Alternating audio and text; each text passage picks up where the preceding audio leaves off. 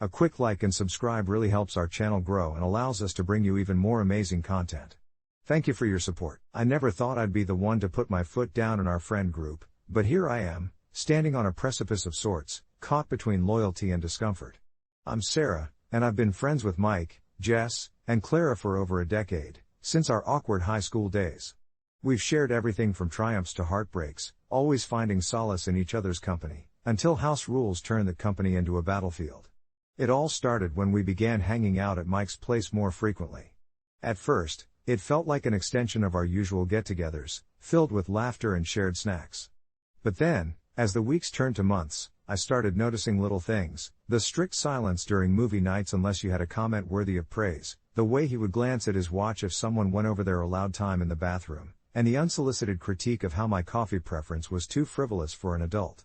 It bugged me more than I wanted to admit, but I convinced myself it was just his quirk, something we could laugh about later. However, as the restrictions mounted, no arguing over board games, no using your phone unless it was for him, I began to see the cracks in our camaraderie. Jess and Clara were as uncomfortable as I was.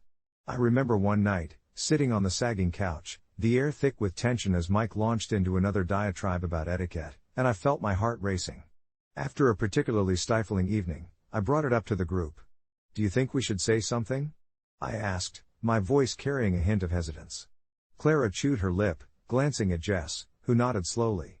We weren't mad at Mike for being himself, we just didn't want to live under a magnifying glass that forced us to tiptoe through every gathering. That's when I suggested we take a break from his house, for our own sanity, really. It's not about excluding him, it's about preserving what we've built together, I argued. They agreed, albeit hesitantly, and we decided to meet at Jess's place instead. The first time we did it, there was a relief that washed over us like an unexpected breeze. We chatted freely, erupted in laughter without checking the clock, and the pulse of our friendship returned.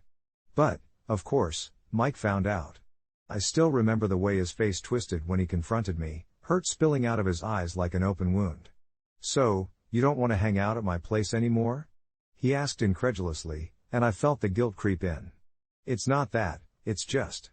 I stumbled, realizing how fragile friendships can be. Our conversations became a series of circular debates after that, like two opposing trains on the same track. I didn't want to hurt him but felt compelled to stand my ground. Over the weeks that followed, the group dynamic shifted. While Jess and Clara enjoyed the newfound freedom, I found myself stuck in a loop of guilt and worry.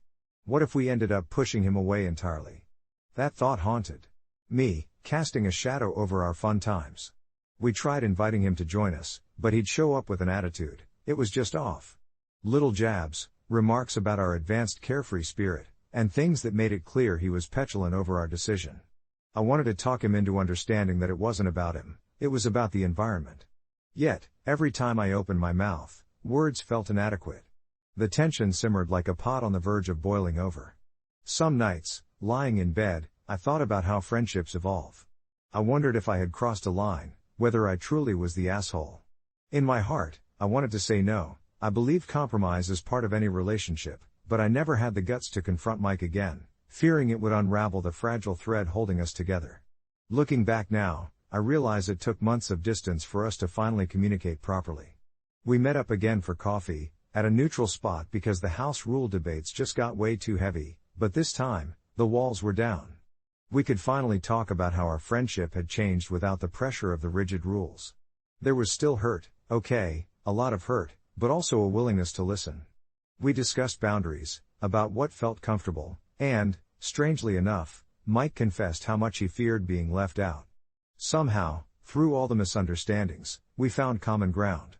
It's a messy process, friendships, but I think we're on the way back to being whole again, or at least learning how to navigate this new chapter together. One thing's for sure, though, I'd never advocate for ghosting a friend over house rules again. As I sit here reflecting on all that's happened, the weight of that weekend is still with me, heavy yet oddly uplifting. I thought letting go of the rigid house rules would lead us to a happier place, but seeing how it unraveled initially had me questioning my instincts. The truth is, Mike's home had always been our sanctuary, a gathering spot where laughter echoed late into the night. But it was also a space where unspoken tension lingered, hovering above us like a dark cloud just waiting to rain. When I encouraged the group to rethink our visits, stating that the rules about food and drinks, even how we talked around certain topics, were stifling. I felt more like a provocateur than a friend trying to protect our dynamic.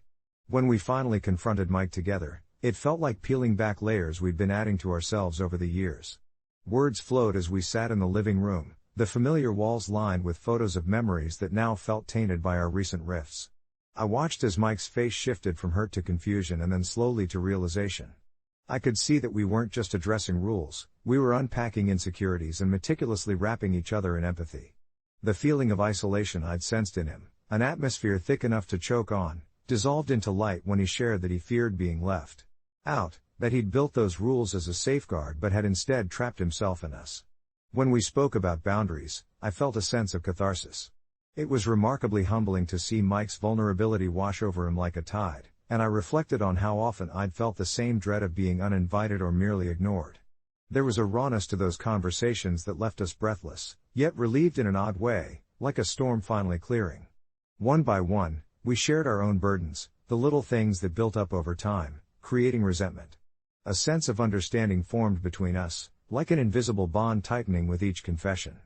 By the end of our heart-to-heart, we dismantled the fear-based structure of our friendship to make room for something more authentic. Though there was still a long way to go, hurts can be stubborn like weeds in a garden, we promised to work through them together, to navigate this way forward like a group of explorers hunting for new paths in familiar woods. I might not have all the answers, but one thing became abundantly clear: I didn't want to lose our connection over something so fundamental as house rules, which, when you peel back the layers, stemmed from fears both spoken and unspoken. As I look back now, I feel relieved that we could transform dysfunction into an opportunity for deeper bonds. It reminded me that friendships are messy, yes, but they're ours to cultivate. I learned that conversation is the best fertilizer we could provide, nurturing dialogue until we were finally comfortable sitting together in silence again, knowing we'd chosen each other, rules or no rules. Life has a way of teaching lessons when you least expect it. Beyond the surface issues, we unearth deeper truths about ourselves and one another that I think will keep us anchored through whatever storms lie ahead. As I look back now, I feel relieved that we could transform dysfunction into an opportunity for deeper bonds. It reminded me that friendships are messy, yes, but they're ours to cultivate. I learned that conversation is the best fertilizer we could provide, nurturing dialogue until we were finally comfortable sitting together in silence again, knowing we'd chosen each other, rules or no rules. Life has a way of teaching lessons when you least expect it. Beyond the surface issues, we unearth deeper truths about ourselves and one another that I think will keep us anchored through whatever storms lie ahead. One evening, as we gathered at the park, the sun dipping low behind the trees, casting golden rays over our small assembly of blankets and snacks, I could hear their laughter, a sound that had felt distant for so long. There was a lightness in the air, a tangible ease, and for a moment, I let myself be fully present, breathing it all in. As we passed around a shared bowl of popcorn, Mike looked around and broke the comfortable silence. "You know," he said, tossing a kernel into his mouth, "I had this idea that all of you were ganging up on me when you started coming over less often. I thought I was the nuisance."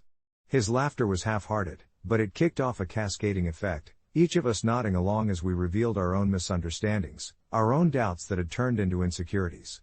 It turned into a revelation, a realization that we were all human, each guarding things that shouldn't be bottled up. I remember feeling a swell of gratitude wash over me, realizing that this group could survive the rough patches, that we could be honest without fear of judgment. It felt oddly cathartic, acknowledging those feelings rather than letting them fester. Then Christine, who had been mostly quiet, chimed in with a shaky but determined voice, "We've all felt anxious about something, haven't we? Whether it's about being too clingy, or feeling like we don't belong." The honesty hung in the air, a unifying thread that wove us closer. I saw lighter sparks in their eyes, each of us willing to step outside our comfort zones for the sake of our friendship. I felt lighter too. Maybe this was how growth looked, sometimes jagged, sometimes beautiful. The next week, we organized a board game night, a perfect excuse to hang out without the shadows of rules hanging overhead. We laughed, we argued over game pieces, and at one point, Mike playfully accused me of cheating, but instead of letting it spiral into an argument, I laughed it off. "Okay, guilty as charged." Then we both burst into laughter, and it felt like every uncomfortable moment from the previous weeks had burned away, just smoke dissipating into the night sky. I packed my things to leave that evening, and as we said our goodbyes, I felt a genuine warmth. We shared a group hug, an unspoken agreement that we'd keep fighting for this thing we had, however imperfect. I hoped we'd learn to communicate enough that no one felt left out or diminished again. As I walked back home, under a blanket of stars, I smiled at the thought of what we'd built, a bridge over a tumultuous river instead of letting it swallow us whole. Life might throw more storms our way, but now at least, we had boats together. I resolved to never forget that conversation is magic. And in a world where people often ghost each other over differences, we chose connection instead. As I settled into bed that night, I felt something bittersweet creeping in, an acknowledgement that while we had made progress, we were still a work in progress ourselves. But maybe that was okay, too. We'd navigate this new chapter together, collected not as perfect friends but as imperfect allies in this life, and I was more grateful than ever to be on this journey with them. Confession, I, 20F, am haunted by the things I did as a teenager, and I've never managed to shake the feeling that I'm still being punished for it. It was during my sophomore year of high school that everything spiraled out of control. I was struggling to find my place, caught between the cliques and social hierarchies that reorganize themselves every week like shifting sands. My best friend, Lily, was the one constant in my life, with her wild laughter and fierce loyalty. We bonded over our shared love for dark fantasy novels and late-night horror movie marathons, imagining worlds in which we could escape the cruel realities of high school. But as the pressures of social acceptance mounted, I found myself drawn to another crowd, the popular kids, whose easy confidence illustrated a kind of life I wanted to taste. They were magnetic, and I foolishly thought that if I could just fit in with them, all my insecurities would disappear. The turning point came one afternoon in a crowded cafeteria, right after Lily had confided in me about her struggle with depression. Instead of comforting her, I chose a different path. To gain favor with the popular girls, I can't quite recall their names now, only the memories of laughter mixed with biting judgment, I told them some private things about Lily, spun them into gossip that spread faster than I ever anticipated. In my mind, I justified my betrayal as a means of survival, a twisted version of friendship where I could climb the social ladder. For a fleeting moment, it worked. I was included in their conversations, invited to their parties, and even got a taste of that coveted high school popularity. But as the days turned into weeks, the guilt began to gnaw at the edges of my newfound confidence. Watching Lily withdraw into herself, I felt the weight of my betrayal like chains wrapping around my heart, pulling me deeper into despair. There were days when I thought about approaching her, trying to explain that I never intended to hurt her, but each time I opened my mouth to speak, the words died before they could escape. Instead, she slowly drifted away, finding solace with new friends who had no connection to me, the girl who had torn her down. The remorse that consumed me was relentless. Nights were spent tossing and turning, reliving that day in the cafeteria, watching her face crumple at the realization of my treachery. Now, in the present, I've grown into a person still marred by that impulsive decision. I get countless reminders of how I lost a friend who had been my anchor, someone who had trusted me with her deepest fears, and who I had betrayed in her most vulnerable moment. Each time I hear laughter echoing down the halls or see pictures of happy faces posting perfect memories, I feel her absence as sharply as the day she walked away. A few months ago, I attempted to reach out, crafting a simple apology via text, but all I received was silence. Maybe her new friends had filled that void I left, and maybe I deserved the void too. Yet, with each unanswered message, the past clings more tightly, like a dark cloud looming over my future. In a moment of desperation, I decided to visit our old haunts, our favorite cafe, the park bench where we spent countless afternoons discussing our dreams and fears, but it felt foreign without her laughter ringing in the air. Strangely enough, as I sat there staring at the now familiar view, I felt a sense of clarity. It dawned on me that while I could not change the past, the weight of that guilt could either crush me or serve as a reminder to be better. Life is messy, and though I lost someone irreplaceable, I could still choose to learn from my mistakes, to grow in ways that would honor her memory. So, I made a silent vow, to treat others with the kindness I had once betrayed, to be the confidant I had failed to be, and, in doing so, maybe one day I would find the courage to reach out to Lily once more, not as someone who had hurt her, but as someone who had learned to be a better friend. For those interested in how my journey unfolds, I'll keep updating. Who knows? Maybe one day I'll find a way to mend what was irrevocably broken, or at least, I hope to find solace in the company of new friends along the way. As the days turned into weeks, my silent vow became both my anchor and my weight. I often found myself wandering through the halls of my university, heart pounding at the possibility of coming across someone who might remind me of those ghostly echoes of my past, particularly Lily. The campus was a blend of laughter, vibrant conversations, and the promise of new beginnings, yet it felt like a tapestry woven from the threads of secrets and unspoken regrets for me. I would catch glimpses of groups of friends sharing moments that I had once deemed unimportant, quick jokes, supportive nudges, and those shared looks that seemed to resonate with a deeper understanding. My thoughts would drift back to that fateful day when my world split at the seams, when I chose to stand idly by as Lily bore the brunt of our peers' laughter, as they tore into her, like wolves feasting on carrion. I could still see the way those tears shimmered in her eyes, deep pools of sadness and betrayal, the moment she turned away from the crowd, seeking escape where there was none. It was a sight forever etched in my mind, a cruel reminder of my own cowardice. With every new interaction, I sought small ways to connect with others, to infuse kindness into simple gestures, whether that meant smiling at a stranger or offering a helping hand when I saw someone struggling. Each moment was a reminder that vulnerability is not a weakness but a bridge to stronger relationships. It was in one of these small interactions during a group project that I met Jenna, a girl with a contagious laugh and an uncanny ability to find joy even in the most mundane discussions. She had shared a story about her childhood dog, a scrappy little mutt who had managed to steal her heart. Listening to her animated recounting was a balm to my soul. I could feel something warming inside me that had long been dormant. As weeks wove new comfort between us, our friendship blossomed, slowly stitching up my jagged edges, but I still found myself haunted by my past. On evenings when the sun dipped below the horizon, and the sky was awash with oranges and purples, I would often retreat to a quiet bench by the campus lake. I cherished those still moments, the way the water reflected the fading light, tranquil yet tumultuous, exactly how I felt of late. But it was during one of those evenings that a thought struck me like lightning. Perhaps I could reach out to Lily, not to recreate what we had, but to apologize without expectation, to show her that I had changed, that I was committed to growth. There it was, this flicker of hope. It felt almost reckless, but wasn't it just as reckless to hold on to fear? After a restless night, I typed out a message to her, hands trembling, heart racing, as I poured out everything I kept bottled up inside, the guilt, the pain, and the change within me. I hit send and immediately felt the weight of it dissipate into the air, my breath catching in my throat like a child learning to swim. Days slipped by, a mix of anxiety and anticipation weaving through me. Whenever my phone buzzed, I would jump, hoping it would be her name lighting up the screen. On more than one occasion, I braced myself to read the words that might either set me free or pull me back into the depths of regret. Instead, I found myself lost in a world of new friendships, a life burgeoning with possibilities. Jenna became my confidant, my cheerleader, as I shared the green shoots of hope sprouting from my decisions. Then, one serene afternoon, while lounging on the grass beneath the sprawling oak tree on campus, the familiar sound of that old notification echoed in my ears.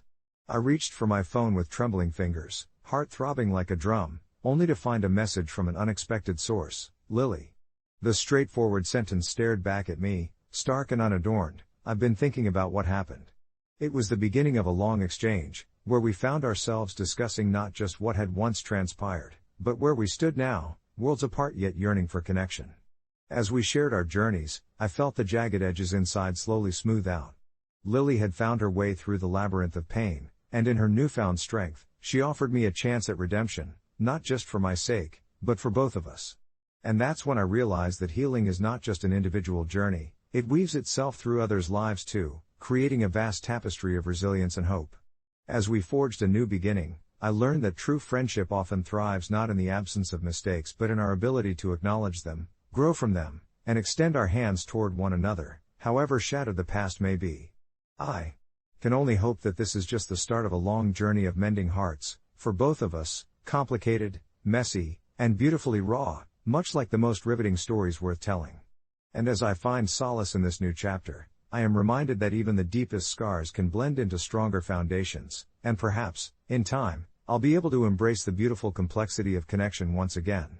I'll keep updating this little journey, weaving new stories alongside those that shaped me, and perhaps one day, it will all come full circle, offering a glimpse into a friendship reborn from the ashes of betrayal and regret. As the weeks turned into months, I found myself drifting into a routine that felt solid yet flexible, like the gentle currents of a river shaping the land around it. I immersed myself in volunteering at a local community center, a place bustling with laughter and warmth, where kindness was both given and received. This became my sanctuary, where stories were shared among strangers sprouting into friendships over the shared experiences of helping others. I would sit with the children, listening to their imaginative tales, allowing their innocence to remind me of the person I once was before my teenage years turned tumultuous. I carved out a space where I could connect without the weight of my past suffocating me, learning to celebrate both small victories and large defeats, forging a new identity step by step. And yet, Lily's shadow was never too far away. While I thrived on the newfound ability to empathize and support, I often thought of the moments we had shared, late-night whispers, secrets exchanged, the laughter echoing through the halls of our high school. I recalled the way our friendship felt so resilient then, until it crumbled under the weight of my choices. Each thought of her sparked a war within. Guilt and regret battled with the hope that maybe, one day, I'd find the strength to reach out. But I was haunted, too, haunted by shadows of the girl I had once betrayed, wondering if our connection could ever survive the wounds I'd inflicted. It felt like standing at the edge of a cliff, teetering back and forth, battling the wave of fear that swelled with each passing day. One afternoon, while preparing art supplies for a mural project at the center, I overheard a couple of volunteers discussing a local high school reunion that was coming up. They talked about it in excited tones, reminiscing about old crushes and the infamous cafeteria food. An unexpected thrill coursed through me at the mention of school. The memories rushed back involuntarily, Lily's laughter, her teasing banter, the way she made even the dullest days shine. That familiar tug on my heart ignited a fire of longing I thought had dulled with time. Perhaps this reunion could be my opportunity to confront my past. The thought both terrified and exhilarated me. It was a chance, an opening to reconcile, to show her that I had changed, that I was not the person who had hurt her. As I debated this within my mind, I resolved to attend, my heart pounding with the weight of what lay ahead. When the evening of the reunion finally arrived, I stood before the mirror, nervously adjusting my hair as if that would mask the turmoil bubbling under the surface. I chose a simple yet elegant dress, not wanting to draw too much attention, but inside I felt like a storm was brewing. I arrived early, clutching my phone with trembling hands, hoping that maybe I wouldn't run into her, perhaps I could just blend into the background. Yet, that was not my destiny. The room filled with familiar faces, laughter, and the comforting scent of nostalgia wafting through. It wasn't long before I spotted her across the room. Lily hadn't changed at all, her essence remained intact, as vibrant as the joking spirit I remembered. My heart raced, part of me wanting to flee, but another part anchoring me in place. I took a deep breath and steadied myself, concluding that there would be no healing without facing the wounds head on. As she caught my eye, it felt like time slowed, and memories flooded back, intoxicating me with the weight of our shared history. The room faded into a dull hum as I approached her, my heart a cacophony of beats echoing uncertainty. When she turned, our eyes locked, and in that moment, I couldn't decipher her expression, surprise, maybe even anger, but hidden within was a flicker of curiosity. I swallowed hard, words forming and collapsing in my throat like waves crashing against a rocky shore. "Hey, Lily," I started, my voice trembling ever so slightly. "It's been a long time." The silence stretched like a taut rope between us, filled with so many unspoken sentiments. Her smile faltered and faded, replaced by a cautious expression. "Yeah, it really has." The weight of what I had done lay between us like an uninvited guest, dimming the brightness of the occasion. I took a step closer, fueled by every ounce of regret I had harbored. "I'm really sorry for what happened. I've spent a lot of time thinking about our friendship and how I hurt you. I can't change the past, but I'm hoping maybe we can talk?" There was a long pause, and in that moment, I felt a mix of hope and despair wash over me. My heart hammered against my ribcage as I watched the emotions play across her face, confusion, pain, and perhaps flickers of understanding. "I don't know if talking will help," she replied softly, her voice a fragile thread woven with the weight of our shared history. "I understand," I said, clasping my hands in front of me, an unconscious gesture of vulnerability. "But I need you to know that I've changed. I know that my choices hurt you in ways I can't fix, but I want to do better. I want to learn to be the friend you deserved." With that, I felt a small shift, like the first glimmers of dawn breaking through a long, dark night. Slowly, her expression softened, revealing a hint of the warm-hearted girl I'd once shared secrets with. "Maybe we can try," she said, her voice barely above a whisper, igniting a spark of hope within me. For the rest of the evening, we spoke about our lives, our journeys, the lessons we had learned, and the shadows we still faced. What once felt like an insurmountable mountain to climb now unfolded as a path strewn with possibilities. As the night wore on, I realized that though we would never erase the past, we could take steps forward together, perhaps allowing our friendship to evolve and heal. By the time I left, it wasn't just a reunion I attended, it was a catharsis, a tangible step toward reconciliation. As I lay in bed that night, my heart felt lighter than it had in years. I knew this journey wouldn't be easy, the scars of betrayal were etched deeply in both of us, and while time might not heal everything, I hoped it would, at the very least, allow us to stitch the pieces back together, each encounter strengthening the fragile threads of our renewed bond. I nestled under my covers, letting the warmth wash over me, and closed my eyes, dreaming of a friendship reborn, rekindled amidst the rich tapestry of our shared stories. As I drifted off, I remembered my silent vow, to treat others with kindness, to acknowledge my past mistakes, and to never lose sight of the power of connection, even when it felt far out of reach. I never thought sharing a house with 3 other people would lead to such a mess of feelings and moral questions, but here we are. I, a 30-year-old graphic designer, moved in with 2 friends and 1 boyfriend who somehow became part of this tight living situation. Let's call them Sarah, Tom, and Lucas. The dynamic worked most of the time, but when Lucas started getting comfy, I felt a shift. I'd catch him lounging on the couch, flicking through channels and eating our snacks. Sure, he was with Sarah, but it was like the boundaries began to blur between friendship and just having a roommate with coupled privileges. A week ago, Lucas asked if he could borrow my car to go to a job interview he'd been prepping for. Now, usually, I wouldn't mind, I want the guy to succeed. But I'd just spent a fortune on car repairs because my last borrower didn't think a simple flat tire needed more than a can of fix a flat. I hesitated, feeling the familiar weight of conflict bearing down on me. Look, I can give you my bike, and it's only a couple of miles to the office, I suggested, trying to be reasonable. He laughed, like I was joking, but my frustration brewed. I didn't think it was fair to risk my car after everything I'd recently put into it. I told him no. The tension in the air was thick as he mulled over my refusal. I could see him processing, disappointment washing over his face, but I held my ground. The day of the interview came, and the moment I stepped out to grab coffee, I saw him pacing in the living room, barely able to contain his anxiety. "Can I at least use the bike?" he asked, desperation creeping into his voice. My stomach churned. I felt guilty, knowing how badly he wanted this job, but deep down, I knew I couldn't let another person risk my livelihood for a short-term solution to a long-standing worry. "I really can't, Lucas," I replied softly, and I could see the energy in the room dim. When he called me hours later to tell me he missed the interview because he couldn't get there without my car, I felt both relief and guilt. Relief that my choice to protect my property had come without troublesome consequences, at least on my end, but guilt because I could practically hear the resignation in his voice. I spent the rest of the day questioning if I was an asshole for prioritizing my car over someone else's future. Should I have been more understanding? As I sat there in a quiet house that night, I realized that life in this house wasn't going to get any clearer, and maybe that was okay. We were all in this nebulous state of budding adulthood, trying to navigate friendships, relationships, and responsibilities. A few days later, Lucas came home and announced he found another interview opportunity, this time without the expectation of using my car. I smiled for him, but it didn't erase the bittersweet taste of how our previous encounter had shaped things. There were a million small choices that made this life complicated, and sometimes, it seemed, the hardest ones were the ones nobody saw. So, maybe I wasn't the asshole. Maybe I just was someone trying to protect what little I had while hoping everyone else found their way in this messy, expectedly chaotic era of life. As the days blurred into weeks, I watched Lucas navigate the hectic world of job hunting, his determination sometimes leaving me in awe.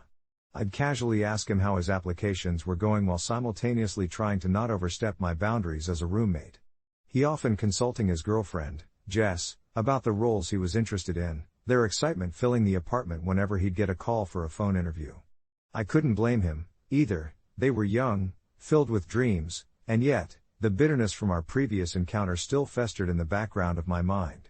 I kept replaying that day, the heated exchange, the way my resolve had crumbled as I struggled to stand my ground. Was I selfish for wanting to keep my car safe from wear and tear? For wanting to create a buffer between my possessions and the unpredictable chaos of other people's lives? I found myself wrestling with a kind of guilt that felt inexplicably heavy. It wasn't until one late afternoon, after a grueling day at work engulfed in stress, that it all boiled over again. Jess came home in tears, her mascara smudged, voice cracking as she revealed Lucas hadn't gotten the job he'd pinned all his hopes on. It echoed in the hallway, and my heart sank. I could see Jess's heart shattering, and for a moment, I felt a pang of disdain towards myself. What did I even know about other people's struggles? Day after day, I had cautiously guarded my little world, but at what cost? I was a fortress, standing firm against the emotional weathering of others, and yet, here was proof that sometimes that weather could be brutal. I offered my usual platitudes, "I'm sure something else will come up, and it's not the end of the world," while inwardly questioning if I should have been more supportive. Jess, grabbing a handful of napkins and wiping her tears, looked at me like she was inching closer to needing someone to blame. That flicker in her eyes felt unmistakable, a subtle accusation hiding behind the sorrow. I took a deep breath, letting the air fill my lungs as I tried to quell the rising tide of emotions. "I know this is hard, but Lucas gave it his all," I finally said, my heart racing as I dared to speak. Jess nodded, managing a half-hearted smile that didn't quite reach her eyes. After she had left to meet Lucas for a pep talk, I sank into the sofa, feeling the weight of my decisions again. It hit me like a freight train. I had made my choices, but it wasn't Lucas or Jess who'd pushed me into this position. I was stuck in that gray space between self-preservation and the need to support friends. Would I always feel like this? The next couple of days were filled with the gentle reminder of life moving forward, despite my tumultuous thoughts.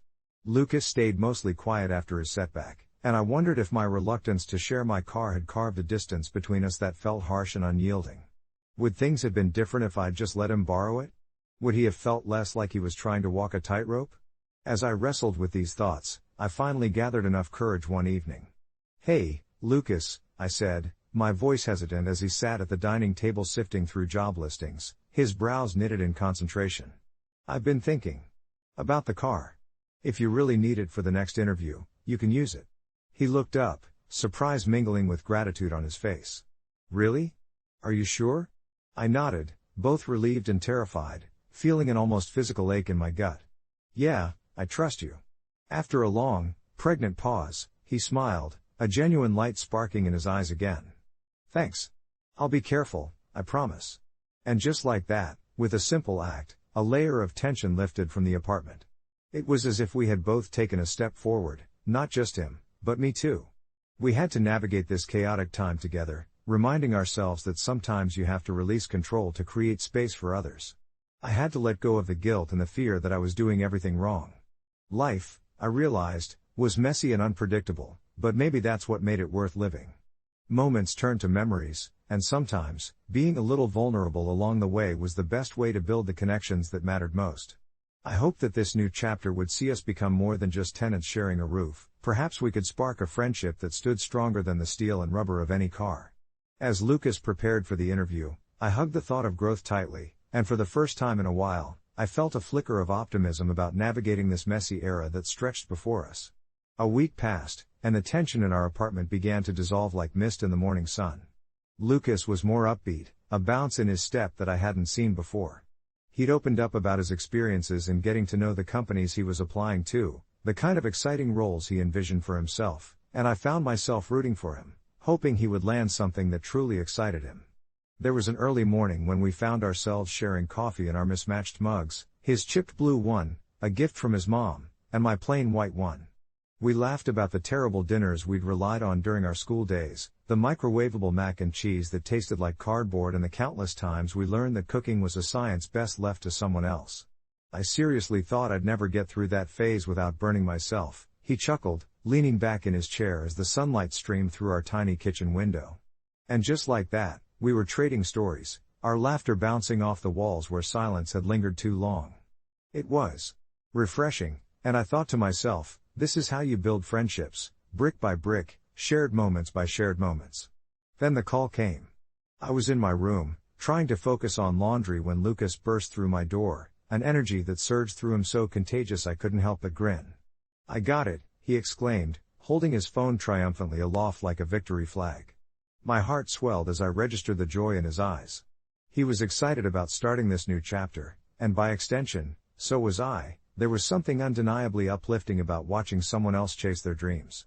But as he filled the space around us with excitement, I felt an all too familiar wave of doubt wash over me. I wondered if I had done enough to support him. Should I have lent him my car despite my hesitations? What if he had shown me just a bit more appreciation? I was conflicted. Supporting your friends feels like a slippery slope sometimes, and I had been trying so hard to put myself first. Later that evening, I sat alone on our balcony, staring at the city lights that twinkled like stars against the velvet night sky. The scent of freshly brewed coffee wafted through the open door while the hum of laughter faintly echoed from inside. Lucas was celebrating with our other roommate, Maria, who had baked a cake for the occasion, chocolate, of course, his favorite. As I listened to their joyous banter, I felt a pang of loneliness creep in. The moment felt profound, a celebration of dreams met with the bittersweet taste of my own insecurities. "I'm here, you know," I murmured to the night, unsure of who I was addressing. Would saying it out loud somehow reaffirm my worth, reclaim my decision? But another part of me echoed the doubts. Would I always prioritize my needs over his? Maybe there was a balance to be found, a compromise that allowed both of us to thrive without sacrificing our own boundaries. That night, after the cake was devoured and the laughter subsided, I finally gathered the courage to open up during one of our late-night talks. "Hey, Lucas," I started carefully, "I'm really proud of you for nailing that interview. But can I be honest?" He leaned in, curious. "I still wonder about that day. I know I seemed like a jerk for not letting you use my car, and I just want you to know. It was hard for me to say no." I watched as his expression shifted from surprise to understanding. "I get it. It was a tough situation for both of us. You were looking out for yourself, and that's okay. We've all got our own battles, right?" That simple statement illuminated something vital. Self-advocacy was not only allowed but also necessary in a world where everyone tried to balance their dreams against the pressures life handed them. I smiled, a warm surge of relief washing over me. My heart felt lighter, and in that moment, the notion of friendship began to reshape. From roommates to allies, navigating an uncertain world together felt less daunting now.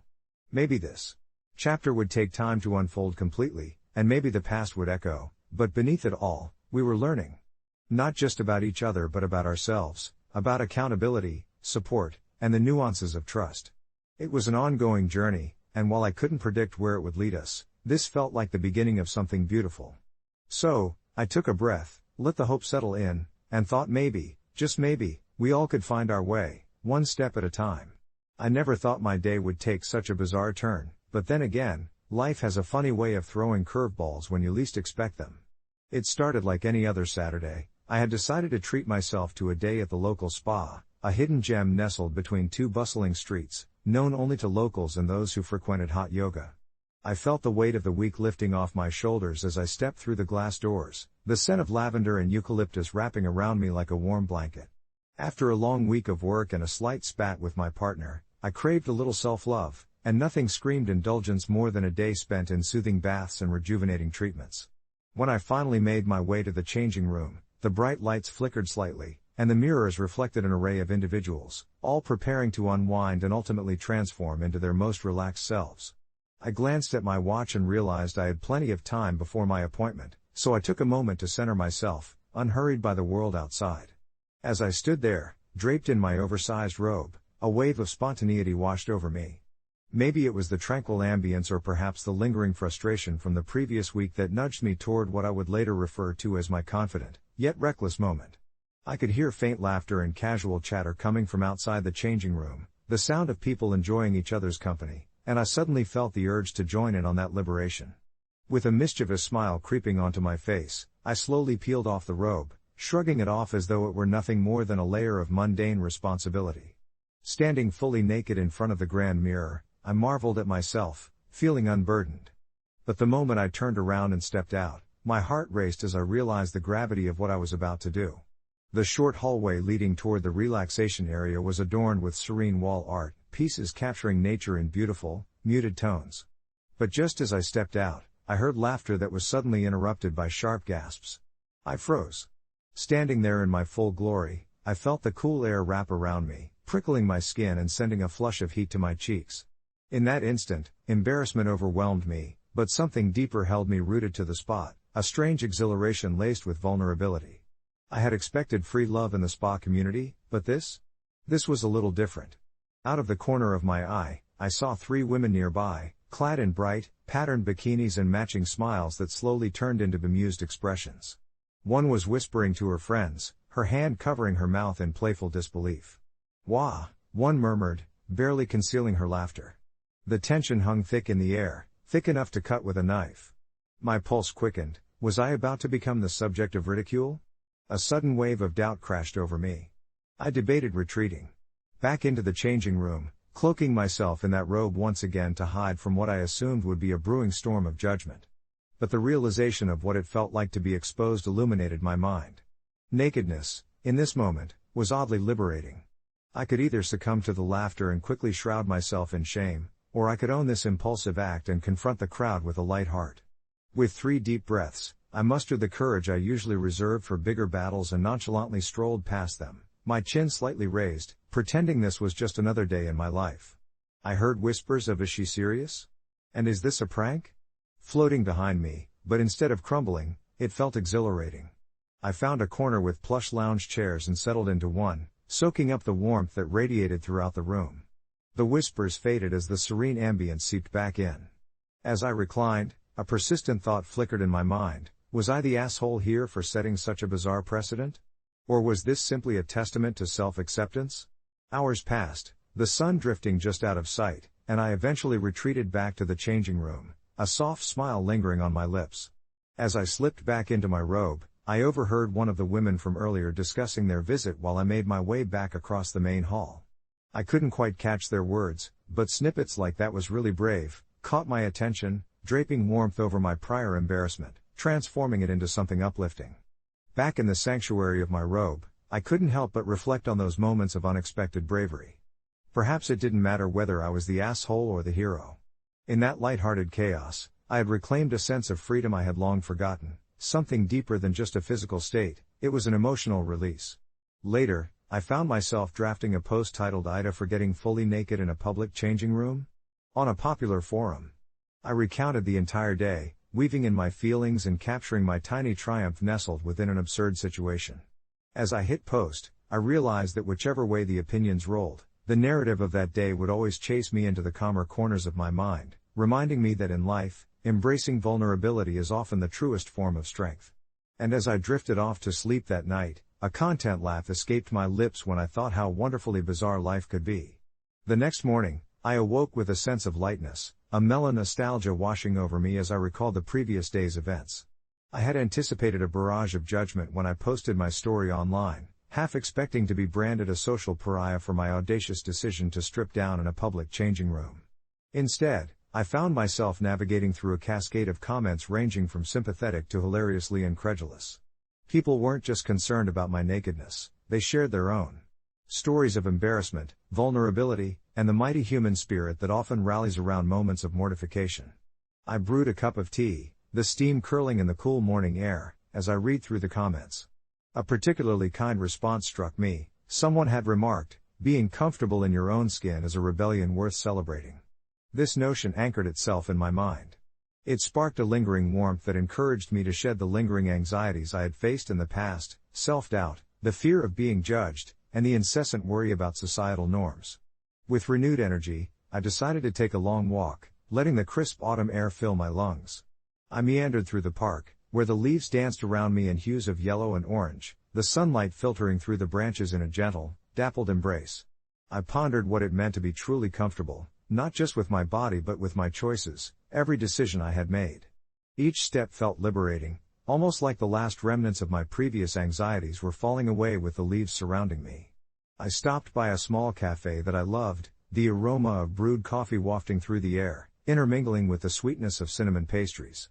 As I sipped my coffee, I found myself reflecting on the connections I had formed, both online and offline, during this whimsical escapade.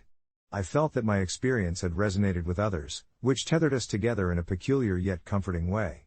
Over the next few days, my post garnered even more attention, sparking long threads of laughter, solace, and the gentle reminder that we all share uncomfortable experiences, stretching beyond the boundaries of physical nakedness.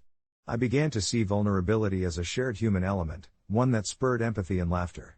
Friends would message me, recounting their own tales of embarrassment, like the time my friend Jane overshot her runway in a fashion show and fell, or when Adam, who, outside of his exterior of suave confidence, nervously tripped during his first workplace presentation, turning a simple slide into an impromptu comedy show. Each story illuminated a part of our shared human experience, and as I shared some of my own, laughter echoed across our group chats, creating an unspoken bond. These little encounters began to shape a new narrative in my life, where I felt more at ease, more present in each moment. Days turned into weeks, and I found myself less concerned about societal expectations and more focused on engaging with the world as it came. I joined a local yoga class, a decision both alarming and thrilling, pushing my comfort zone further. One evening during class, as I stood in tree pose, balancing precariously on one foot, I caught a fleeting glance of a woman across the room who was visibly struggling to find her balance. And suddenly, with an explosion of compassion, I felt an unspoken connection with her, an understanding that we were both navigating our paths through uncertainty. I smiled at her, and she smiled back, a shared moment of grace in the midst of awkwardness. As that year drew to a close, I looked back at my initial post, the snapshot of a day that seemed so trivial yet transformed into a deep personal journey. Initially, I thought I was merely sharing a funny story to lighten someone's day, but in reality, I had opened up a discussion about vulnerability and acceptance, leading to significant changes in how I viewed myself and others. I learned that my story was not just about a naked moment in a changing room but about the courage to embrace my true self, flaws and all, amidst a world that often felt all too critical. Feeling contemplative one evening, I decided to post an update on the forum, not out of obligation, but as a gentle reminder to those who had reacted to my original story. I wrote about the shifts in my life, how those reactions had inspired a newfound confidence in me and how discovering the beauty and vulnerability granted me profound connections that weave through my daily existence. As I submitted the post, a sense of satisfaction enveloped me. I had turned a single incident of discomfort into a thriving, gentle dialogue about strength and acceptance that echoed beyond my personal bubble. Life continued to be wonderfully bizarre, as it always had been, a twisted tapestry woven with laughter, vulnerability, and an unwavering belief in the power of connection, one story at a time. The following days unfolded lazily, wrapped in the glow of my newfound perspective. I found myself contemplating my previous anxieties, those little thoughts that gnawed at my self-esteem like mice in the attic. My encounters in that public changing room had spiraled into a revelation, guiding me to appreciate my body and my story without the weight of judgment. I began to notice the world around me anew. A woman in a coffee shop laughed heartily with friends while an elderly man danced with his cane to a street musician's tune. Each moment felt pregnant with life, vibrating with stories often left unsaid, and suddenly my heart felt expansive, capable of weaving connections in ways I had never considered. Encouraged by the sentiment brewing inside me, I decided to revisit the gym, the source of that awkward changing room encounter. The scent of eucalyptus wafting through the air as I entered the facility felt oddly comforting. I felt a strange sense of belonging among the machines and weights. Everyone around me was lost in their own rhythm, striving for their goals, emotionally clad as they worked on forms that were poised for twists, triumphs, and sometimes, embarrassing moments. I chuckled to myself, envisioning how I could transform any discomfort into laughter. As I moved towards the changing areas, my stomach fluttered but not with the anxiety I had felt before. Instead, it was more akin to excitement, an anticipatory spark reminding me that uncertainty was merely a precursor to growth. In the changing room, I opted for a middle ground. I wore a bathing suit top with airy shorts rather than resorting to the bold nudity I'd displayed previously. As I slipped off my clothes, I noticed my reflection and paused. There was a freedom in shedding my anxiety like an old skin. I lifted my head a little higher, mockingly posing as if to a mirror audience, smirking at the absurdity of it all. The building's soft hum filled the space as I stepped out to face the world once again. To my surprise, I was soon greeted by warmer smiles, including a nod of recognition from a fellow gym-goer I had shared glances with in the past. Later, I basked in the pool, savoring every ripple and splash, feeling liberated by the sunlight dancing off the water's surface. Laughter echoed around me, a melodious reminder of a world that thrived on connection. I chatted with a few other swimmers, exchanging snippets of life stories, casual and straightforward, but it felt meaningful. It was that unassuming atmosphere of energy that bound us together, all of us in our own respective journeys. After what felt like hours in the sun and splashes, I returned home and opened my laptop, eager to check the reactions to my Reddit post. The responses were a vibrant tapestry of empathy, humor, and shared experiences. People opened up about their own vulnerable moments, their ridiculous mishaps, moments of embarrassment, and those flickering instances of undeniable human connection. I felt a profound sense of community enveloping me as I read through each comment. I even chuckled at a few amusing takes, like a user admitting to accidentally wearing mismatched socks for a week straight because they were too scared to ask for help. As I pondered whether I should share more of my own stories, I reflected on how small moments could birth camaraderie. So, I decided to embark on a new journey, crafting tales of awkwardness and vulnerability, blending them into reminiscent essays to share with my newfound community. I felt an invigorating kinship growing, a feeling that perhaps, by exposing our flaws, we help others feel less isolated in their own. That night, as I lay in bed, the quiet hum of the world surrounding me, I felt grateful for the vibrant narrative life presented. I nestled deeper into my covers, casting my mind back to the changing room encounter, relishing in how a single moment of embarrassment had catalyzed a wave of transformation within me. Perhaps my initial question of whether I was the asshole had been answered. It was never about the nakedness itself. In bearing my vulnerabilities, I ultimately found strength, lightened by connection, and I drifted off, smiling at the thought of the everyday absurdities and the beautifully shared experiences yet to come. I've always loved being the fun aunt, the one who brought the best gifts and made the best jokes, but when my sister and her husband had kids, twins, no less, it felt like someone flipped a switch.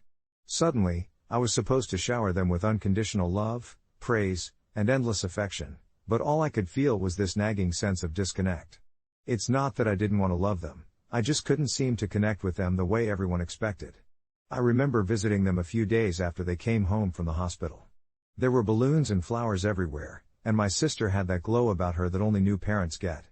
The little ones lay sleeping in their cribs, swaddled tightly, and I felt this profound sense of anxiety wash over me.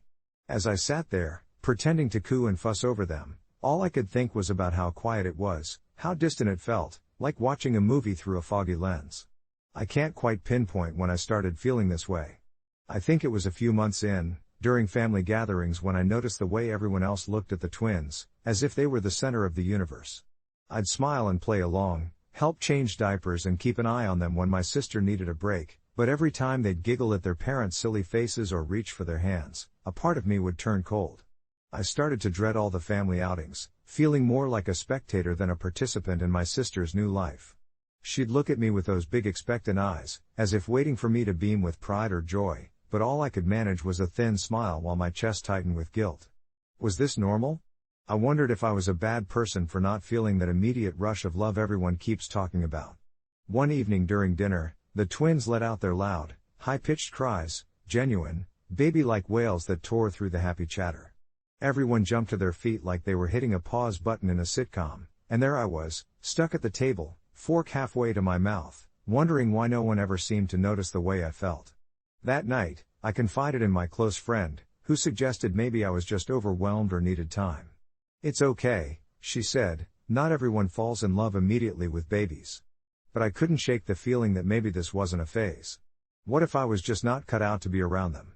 As weeks turned into months, and I continued showing up for family dinners, my heart ached because I cared about my sister, her husband, and the kids in a way that felt different from what was expected of me. When my sister called me one night, so excited about their upcoming first birthday party and insisting that I prepare a special speech as the crazy aunt, I felt the weight of my silence grow heavier. I choked out some sort of muted excitement, but inside I was torn. Could I really stand in front of everyone, professing feelings that didn't live in my heart? Would they see me as the villain in this story? The climax of my internal struggle came that day at the birthday party. There were decorations everywhere, laughter filling the air, and a cacophony of joyful chaos swirling around me. As I smiled at the little darlings, I couldn't shake the feeling of just being an outsider in my own family. When it was finally my turn to speak, I stood there, looking at those tiny faces with their cake-covered smiles. "I love you guys. I really do," I finally managed, the words feeling foreign yet necessary. And in that moment, I decided to lean into the love I could muster, imperfect and uncertain as it was. It didn't have to look like my sister's love, it just had to be mine. Walking away that evening, I felt a strange mixture of relief and confusion. I hadn't solved the problem, but maybe I didn't need to be the perfect aunt. I was learning that love can take many shapes, even ones that feel unsure. As for my sister? Well, she hasn't brought it up, but I think she knows. Maybe she could see the struggle reflected in my eyes, or maybe, deep down, she just wants me there, flaws and all. I guess time will tell if things will ever change between us. For now, I'm just trying to accept this complicated journey of love and connection, one awkward family dinner at a time. As I sat at the kitchen table, the sounds of laughter and playful squeals wafted in from the living room, where my sister's kids were ramping up for another round of their favorite game. I looked at the scattered remnants of dinner, spaghetti sauce splattered across plates, a half-eaten loaf of garlic bread, and felt that familiar churn in my stomach. It wasn't the food, I've always had a knack for cooking. No, it was the noise of joy reminding me of the gulf that seemed to yawn wider every time I sat in the midst of it. My sister, Marissa, was in her element, laughing as she tried to referee the chaos, a mixture of amusement and exasperation lighting up her eyes. I couldn't help but admire her, the way she navigated the madness with grace, her love bursting at the seams and spilling over into every corner of her home. And there I sat, a few steps back, fumbling to participate without truly understanding how to engage with the lives she was so passionately building. It made me feel like an imposter in my own family, awkward and not quite fitting the mold of the cool aunt I was supposed to be. Marissa had always been the one with the booming personality. She thrived in the company of others, drawing energy from their adoration, while I often found comfort in the quiet corners, away from the spotlight. It wasn't that I didn't care about her children, I just felt a disconnect, a frayed wire in an otherwise buzzing circuit. I've often tried to connect with Lucy and Ben, aged 6 and 8, in little steps. I'd bring them treats when I visited, and I'd ask them questions about their favorite toys or the movies they liked. I wanted to understand their world, but the effort felt clumsy at times. A few weeks ago, I showed up with a brand new box of colorful markers and a stack of blank paper, hoping we could unleash some creativity together. "Look what I brought," I announced, watching eager smiles bloom like flowers. But somehow, my enthusiasm felt out of sync with theirs. They preferred the swift thrill of video games to the slower process of creating, sending me tumbling back into my insecurities. Did I even know how to be an aunt? As I caught a glimpse of my sister's easy banter with the kids, I couldn't escape the gnawing feeling that I was supposed to mirror her warmth. Maybe that was the essence of love in a family, this perfect, enveloping way of being that I struggled to emulate. It left me feeling inadequate, and in those moments, the tension would pull tight across my chest. Would they ever see me as someone who could be just as lovable, despite my hesitations? As I stared into my half-finished glass of Merlot, lost in my thoughts, I noticed Marissa glancing my way. She raised an eyebrow, and her expression shifted from amusement to something keenly perceptive, as if she could read the doubt swirling around in my mind. "Hey, wanna play with us?" Lucy's voice broke through the noise, her big eyes open wide with genuine hope. My heart fluttered, caught in the unexpected warmth of her invitation. Here was a chance to bridge the gap, to step into their world, even if it felt like a leap of faith. "I'm not very good at those games, sweetie," I replied with a hesitant smile, apologetic and self-aware. I saw a flicker of disappointment on her face, but then Ben chimed in, his enthusiasm infectious. "It doesn't matter. We'll teach you."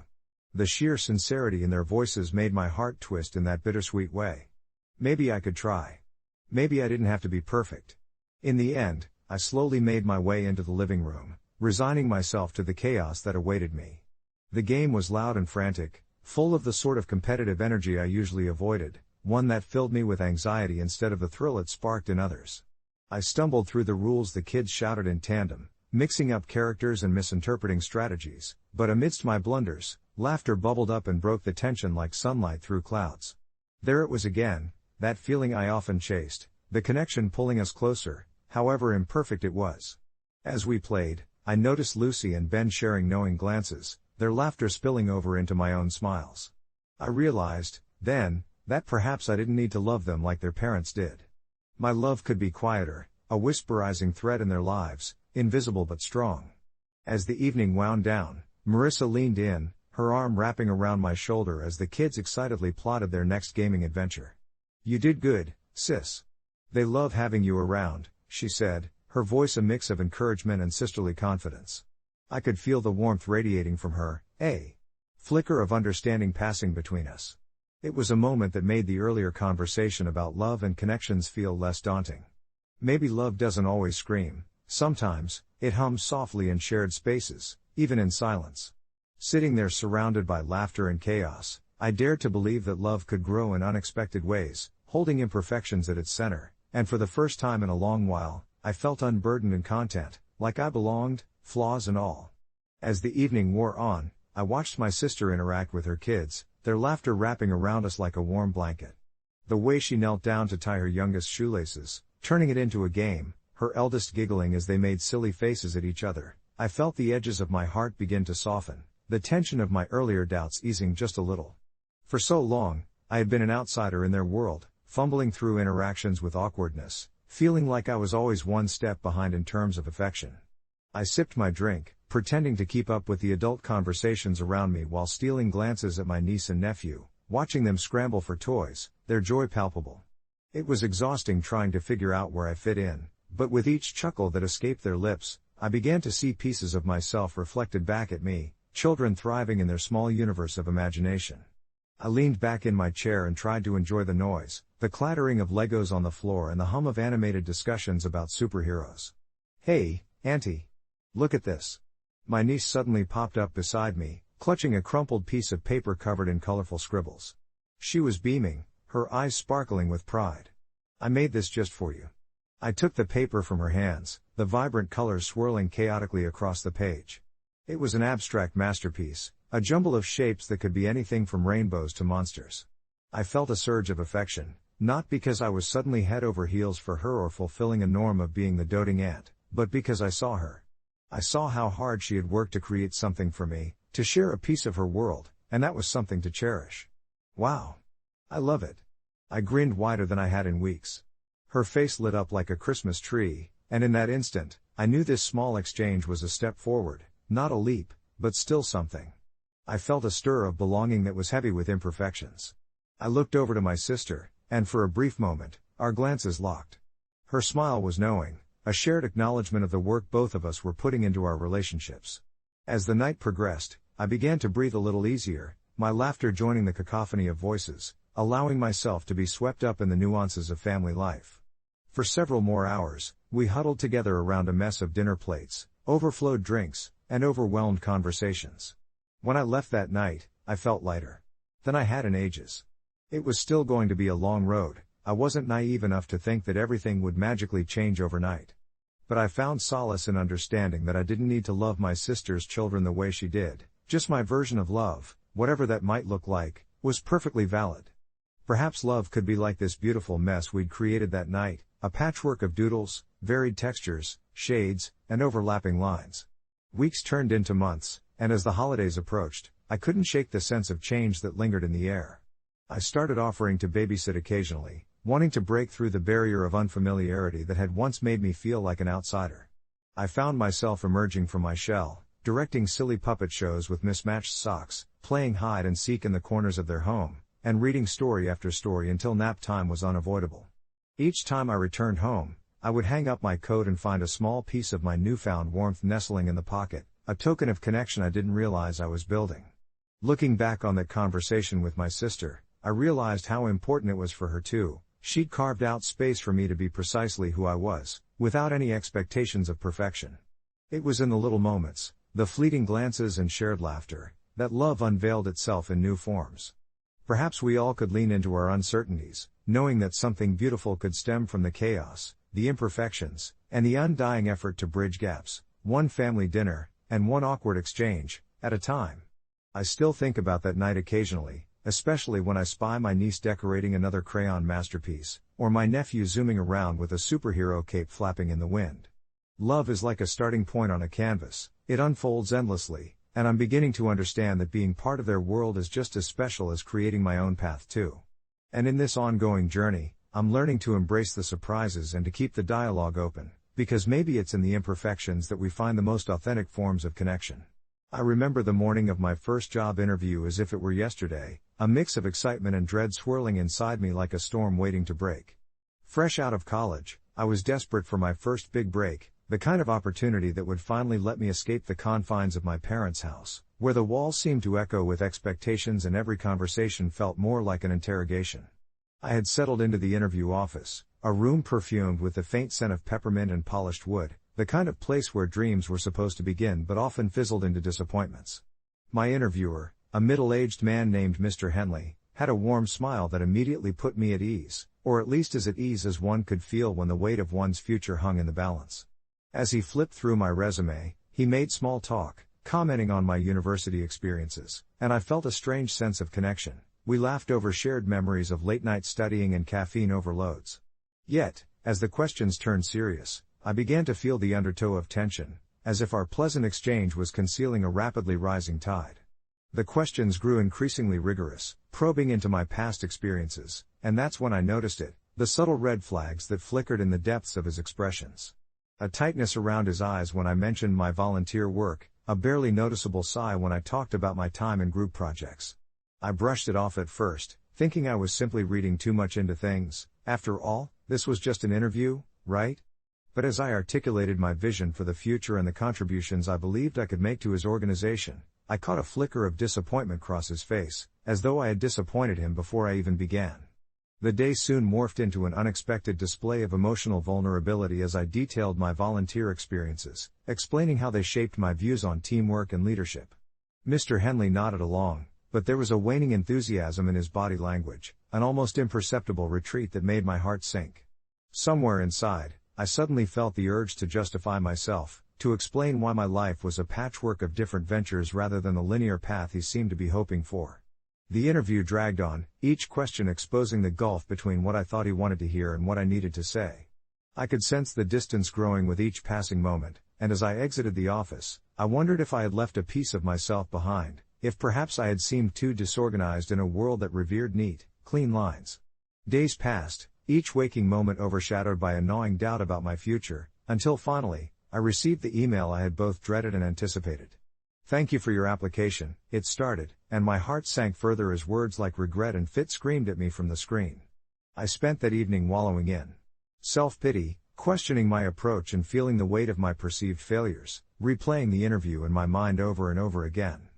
But there, amidst the waves of despair, a simple realization began to surface. I had been so preoccupied with their expectations that I had lost sight of my own identity. Slowly, I started crafting my narrative in my head, embracing the idea that my journey didn't have to mirror others' journeys to be valid or worthwhile. It was a winding path, a landscape of lessons learned, which would ultimately prepare me for opportunities that truly resonated with my spirit. I began applying for more positions, shifting my focus onto companies whose values aligned with my own. The healing was gradual but vital. I delved into further volunteering, enhancing my skill set, and forming connections that felt genuine. The process felt less like a chore and more like a journey, with growth nestled in every bump along the road. Finally, after weeks of uncertainty and with a renewed sense of purpose, I received a call from another firm, a startup with a mission that spoke directly to me. I didn't just want to rush into this new opportunity. For the first time, I felt equipped to be myself, to genuinely convey my experiences and beliefs. This time, when I stepped into the interview, the air felt different, and rather than presenting a facade, it was just me and my authentic journey. The room radiated warmth, and while the questions were still probing, I was met with shared smiles and nods of understanding. As I walked out, I felt a calm triumph wash over me, knowing that I had given my story wings.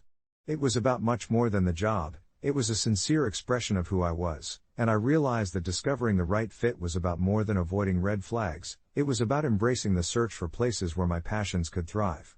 Update: it's been a couple of months since I started my new job, and I can't express how right it feels. I've learned that the most significant red flags aren't just in the interviewers but often lie in the disconnect between who we think we should be and who we truly are.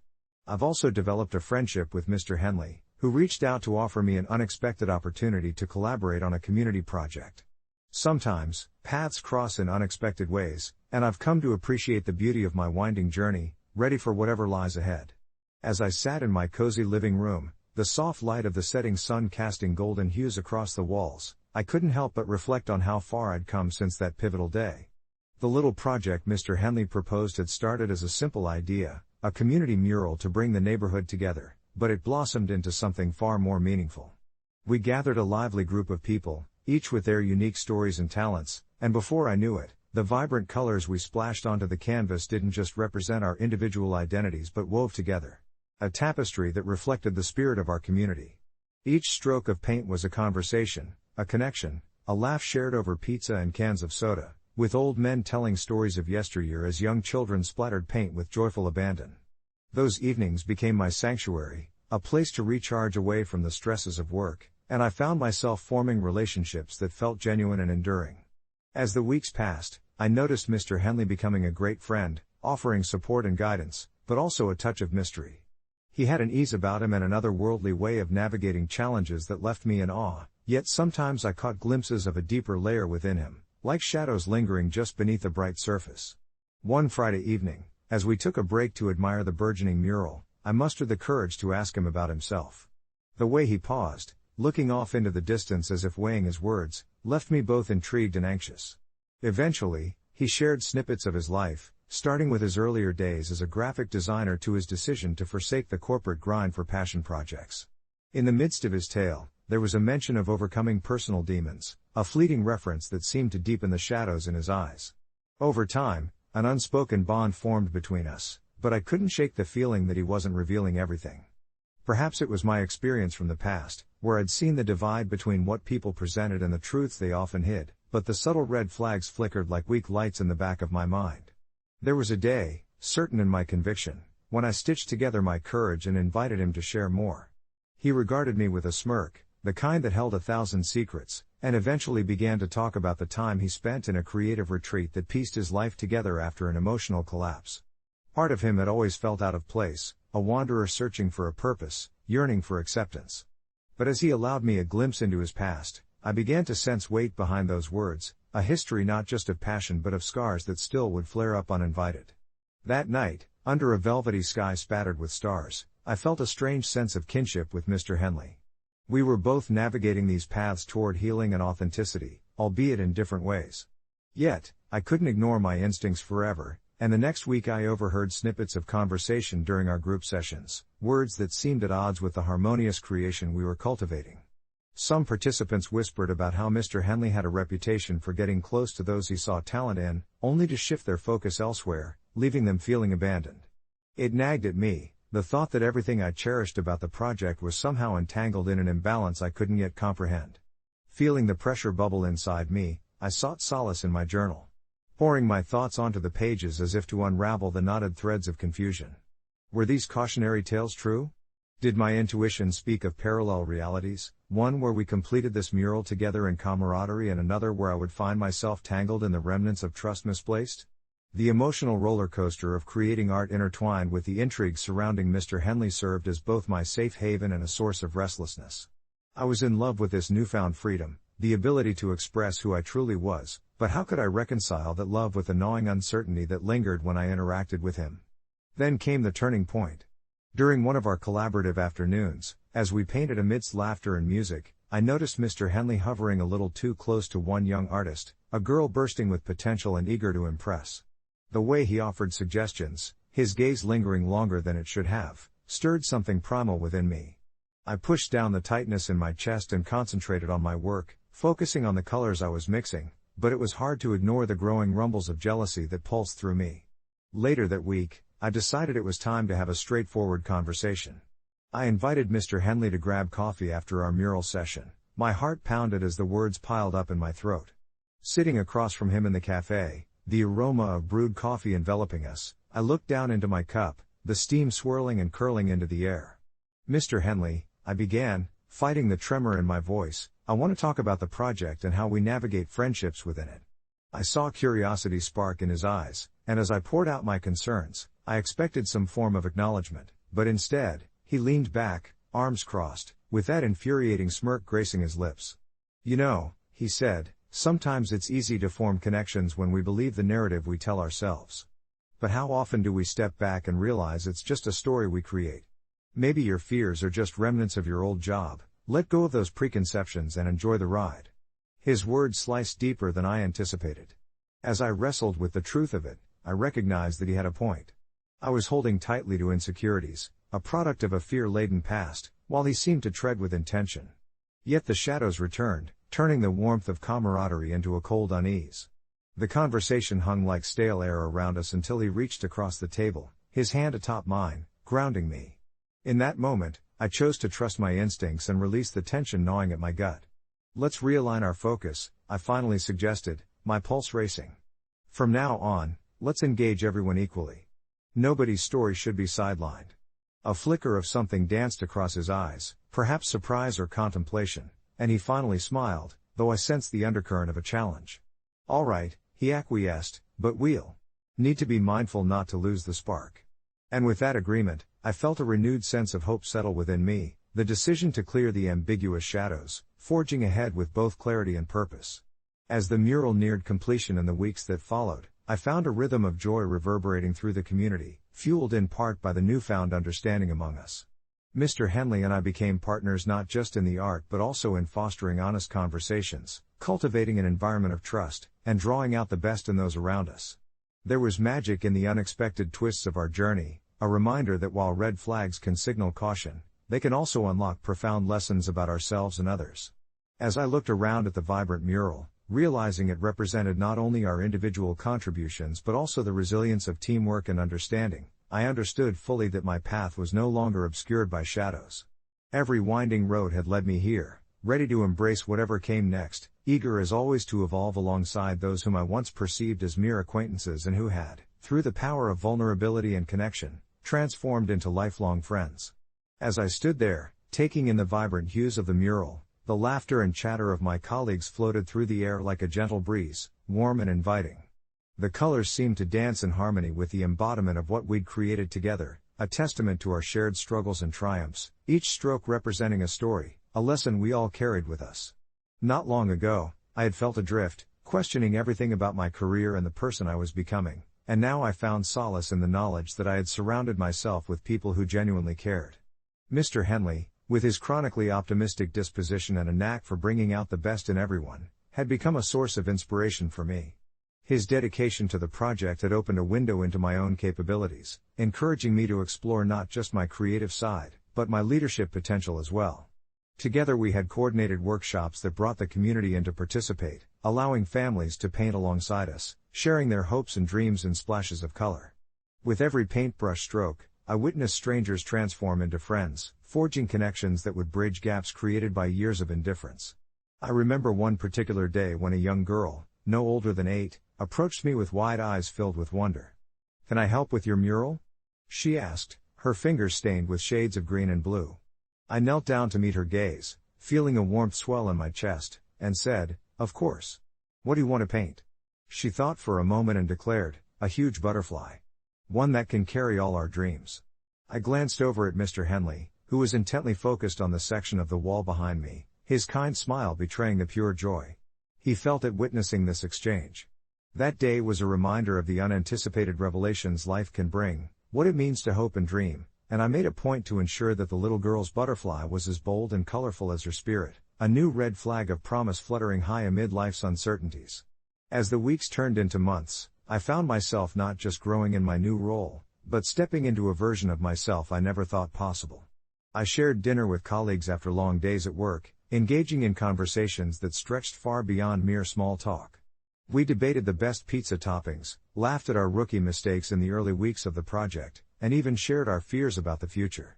One evening, as the sun dipped below the horizon, casting an ethereal glow over the city, I found myself at a small rooftop gathering.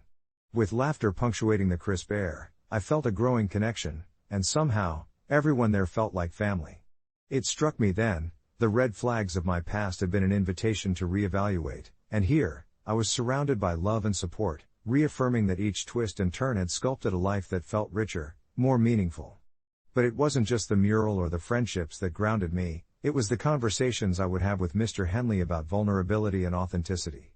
He would often sit across from me, coffee mug in hand, creating space for deep discussions about our journeys. "You know," he'd say, his eyes twinkling with insights, "it's easy to focus on the flaws of others during interviews, but sometimes we forget to reflect on our own fears and insecurities that block us from seeing their true potential."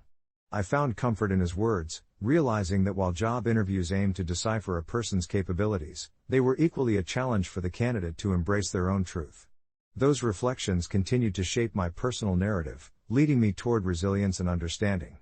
I was often reminded of a quote I had once dismissed as cliché: "The only way to do great work is to love what you do." Only now did it resonate with wisdom, vibrating with the essence of community, connection, and finding joy amidst uncertainty.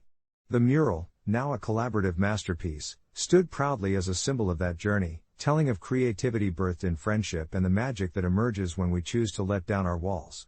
As I indulged in that realization, I knew that the next chapter of my life was open for exploration. My mind wandered to the next community project Mr. Henley and I had been brainstorming, an arts festival that would showcase not only shared artistic expressions but also foster mentorship in the local youth. I could hardly wait.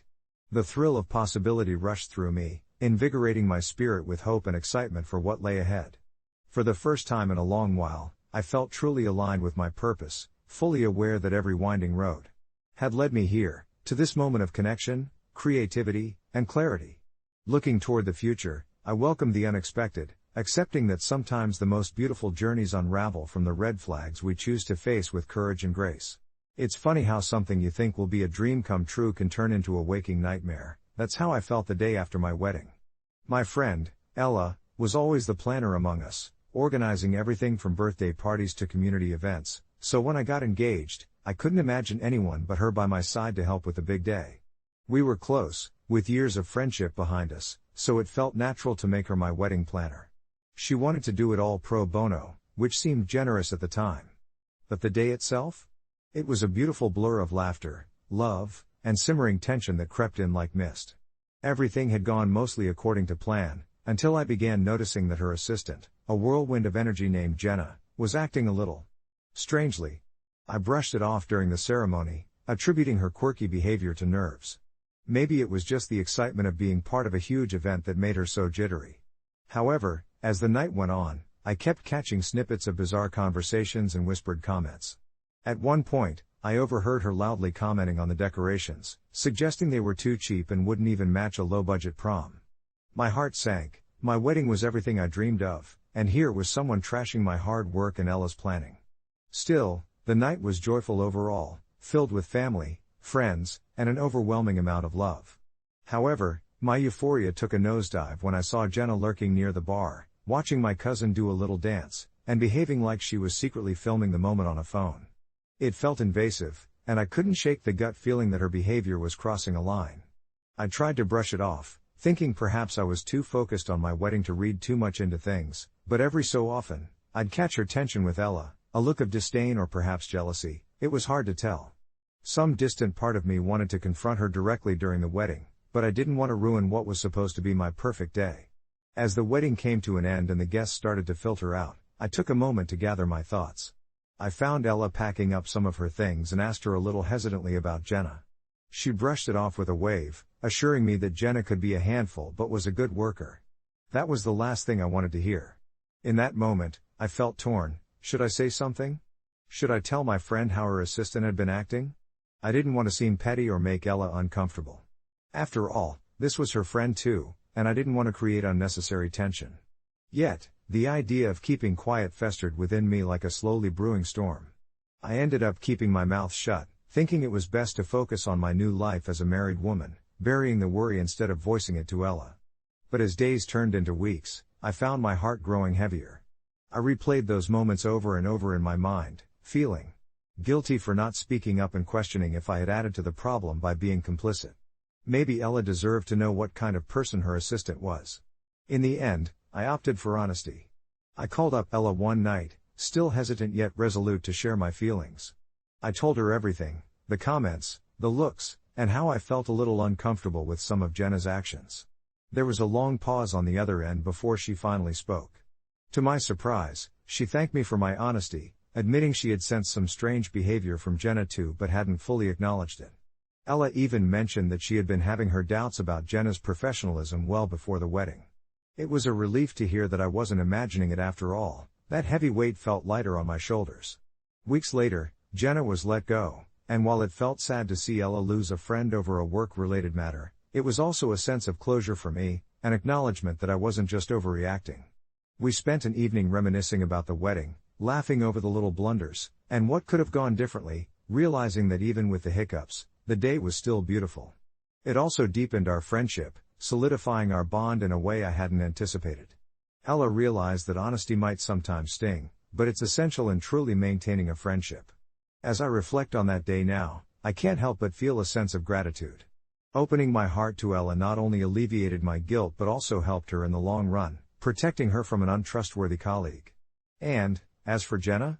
Well, perhaps she was just overwhelmed with the excitement of the day, maybe she was having personal issues that poured into her professional life.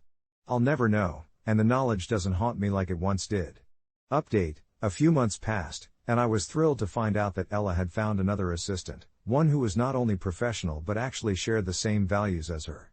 It feels good to see her flourish in her work while also maintaining the beautiful friendship we have. Sometimes, doing the right thing might feel heavy, but it can lead you to unexpected places of warmth and understanding, and for that, I am thankful.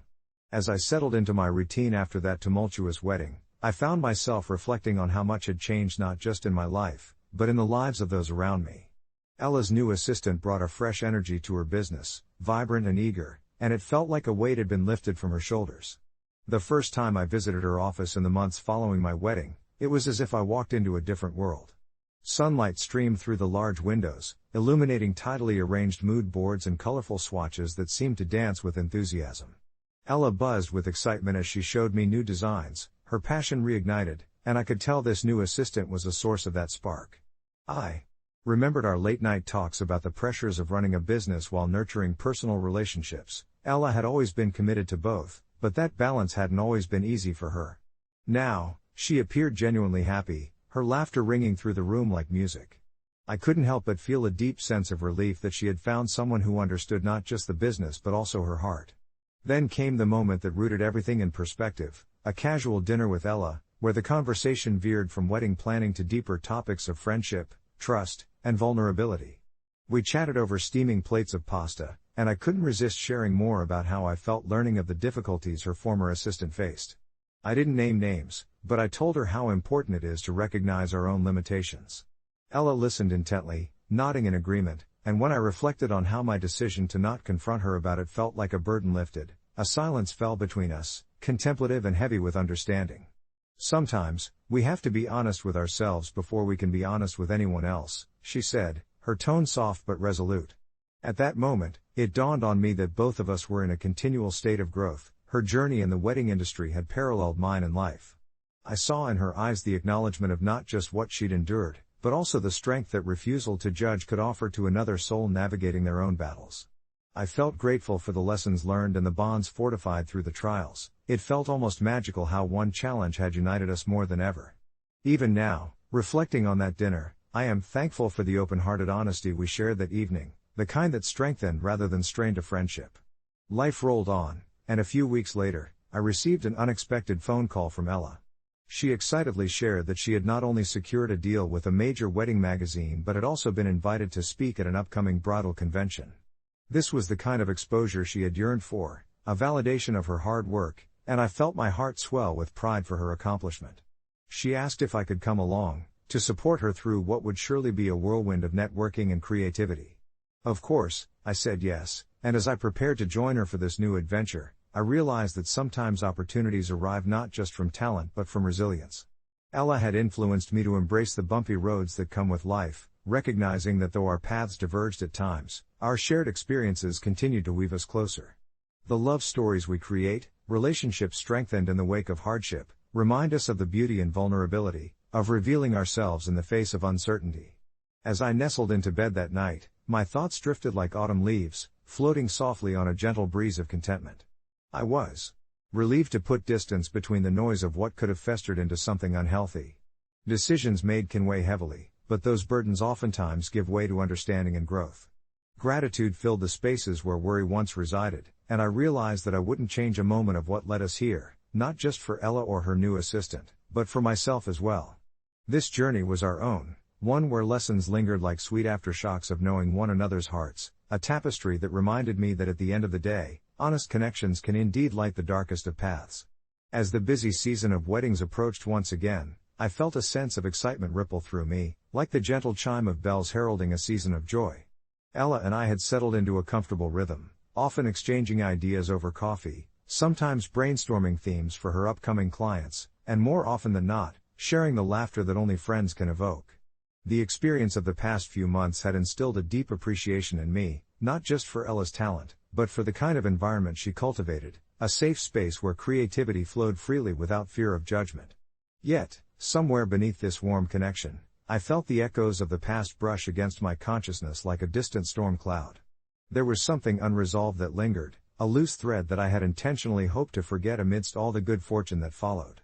One afternoon, as we sat across from one another in our favorite cafe, a quaint little place draped in soft sunlight, Ella shared the story of her new assistant, Mia.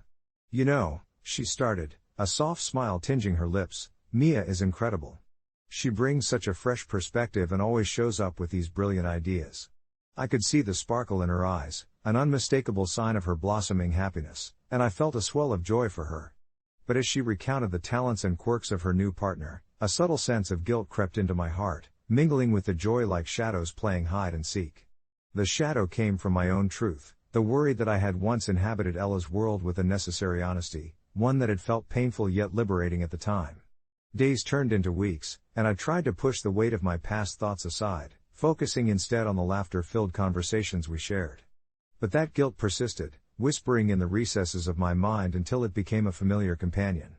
One evening at home, with a quiet rain drumming softly against my window, I found myself reviewing the events of my wedding day, desperately concerned with the idea of keeping the past hidden in the shadows. Maybe Mia was exactly what Ella needed. She deserved a supportive environment, free from past tumult. My heart wrestled with the dilemma: would I be the asshole for expressing my concern as a way of protecting her? I knew I couldn't carry this weight anymore without sharing. It felt almost like a betrayal not to mention it, especially considering how open our friendship had become. The next day, during our regular meet-up, I mustered my courage and broached the subject, carefully weighing my words. "Ella, can we talk about something a little sensitive?" She paused, her smile wavering slightly, and I felt the tension stretch between us. I took a breath, viewing our friendship as a brick wall I never wished to disrupt. "I need to tell you about your last assistant. What happened at my wedding?" It wasn't an easy confession, the words clung to my throat like fog, but another part of me, the part that knew the weight of honesty, pushed through. Ella listened intently, her eyes widening as I recounted the moments, the way her assistant's stress had flared that particular day, how it had transferred into her actions, the anxiety it cultivated. I spoke of the raw emotions, the purported things I'd seen slip into the undercurrents of that day. I was at once terrified and relieved, her silence pressing against me as I finished my tale. Her face softened into what I interpreted as a blend of surprise and contemplative understanding. "Thank you for telling me," she finally said, her voice steady despite the storm brewing behind her eyes. I had no clue. In that moment of vulnerability, I could see the bricks of mistrust begin to crumble, not just in her eyes, but within my own heart. Ella wasn't angry, she was grateful for the truth, understanding that honesty had the power to reshape her path, just as it had for me. Days passed, and we continued our friendship, but something felt lighter. Although Ella had faced discomfort upon learning the truth, it became a catalyst for her to engage in deeper conversations with Mia, ensuring they shared the same goals and values moving forward. I watched from the sideline as she addressed the situation with grace and assertiveness, flourishing in a new cohesion with her assistant. Eventually, I learned that sometimes, sharing our burdens can cultivate deeper trust, that connection can blossom in the spaces carved by honesty. It confirmed what I'd always known: sometimes, carrying a piece of the past into the light allows it to serve as a foundation for something new, illuminating paths once cloaked in shadows. What transpired brought forth more gratitude than I could ever have anticipated, for not only had I deepened my friendship with Ella, but I had also empowered her journey, a beautiful symbiosis of care and clarity where once lay uncertainty. As I reflect back on this intricate journey we're still navigating together, I see how the vulnerabilities stitched together our stories, binding us in ways I never would have predicted. The best part of this realm of friendship was knowing we stood beside each other, carrying the lessons of yesterday into a hopeful tomorrow, knowing that at the end of the day, it is the relationships we carefully tend to that create warmth and wisdom. Perfectly illustrated in the gentle hum of our interactions and the robust tapestry of our lives woven together. When I received the news that my older sister, Claire, had to move back in with our parents, something deep inside me told me that my life was about to change in ways I couldn't fathom at the moment. I'm Emma, the youngest of three, and my relationship with Claire has always been a rocky one. Sure, we had shared laughter and tears growing up, but there was something about her larger-than-life persona that often overshadowed my quieter, more reserved disposition. I had built a life for myself, a snug little apartment in the heart of the city with a decent job that allowed me to pay my bills while still enjoying a few luxuries here and there. So when my parents called with concern edging their voices, explaining that Claire had been laid off and needed a place to stay temporarily, I felt a familiar tightness in my chest. They explained how Claire would contribute financially to the household, which seemed reasonable on the surface, but as the weeks passed, it became disappointingly clear that this was not going to be a temporary arrangement. The first indication of the shift came one afternoon when I casually visited my parents. Walking through the familiar doorway, I was immediately engulfed in a whirl of mismatched furniture and the uniquely cluttered chaos of their living room. It felt different now. Claire had rearranged the space, filling it with scattered boxes, remnants of her previous life. She greeted me with the same beaming smile, but I could sense an underlying tension, a whisper of irritation hanging in the air like an uninvited guest. We exchanged pleasantries that felt stilted and awkward, and it quickly became apparent that her presence was overshadowing mine. It didn't take long for her to bring up the topic of finances, how my parents were struggling to keep up with their mortgage payments while trying to help her get back on her feet. It was a tough conversation that had me feeling cornered, like they expected me to take action. I found myself drowning in guilt, torn between helping my family and maintaining my own sense of independence. They mentioned how my contribution to the mortgage would ease their burdens and allow Claire more time to get a new job, framing it as a family obligation that I simply couldn't escape. After all, right? Family sticks together. The idea of throwing money their way felt like a no-brainer, but I couldn't help but wonder if Claire would truly be grateful or if she would instead see it as another opportunity to lean on me while I struggled to maintain my budding career. I mulled over it for days, and with each passing moment, the thought of participating in this financial strain more than I had anticipated grew heavier. It wasn't just my money at stake, it was my mental space, my comfort, and my sense of security that was being tested. As the weeks turned to months, the stress festered. A particularly low evening found me swirling through the darkness of my mind, battling with the anxiety of homeownership versus my sense of familial duty. Claire continued to thrive in the chaotic comfort of our parents' home, her laughter echoing through the walls while I sat alone in my dimly lit apartment, feeling the distance grow. I pondered my worth in our family dynamic and felt torn between my urge to support them and my instinct to protect my own growing future. When confrontation finally loomed, it exploded into one dramatic night over a family dinner where we sat across the table, Claire alight with engaging stories from her day while I quietly picked at the cold pasta on my plate. In a moment of frustration, I voiced my feelings about not wanting to pay the mortgage. The air turned electric, and for the first time, Claire's mask slipped slightly, revealing a flicker of genuine indignation. "It's not just my responsibility," I asserted, a shaky confidence underlined by the crack in my voice. She was taken aback, and for a moment, I wondered if I had finally clarified my stance, but instead, all hell broke loose. I witnessed an explosion of accusations hurled between Claire and me, sharp words clattering like glass breaking. My parents, caught in the crossfire, tried to mediate, but I felt less like a daughter and more like a burden. Heat rose in my chest as Claire accused me of selfishness, while I voiced my feelings of unappreciation and betrayal. It was a raw, painful argument, and when it finally fizzled out, I couldn't shake off the suffocating realization that I wasn't sure if I could ever go back to the way things were, or if I wanted to.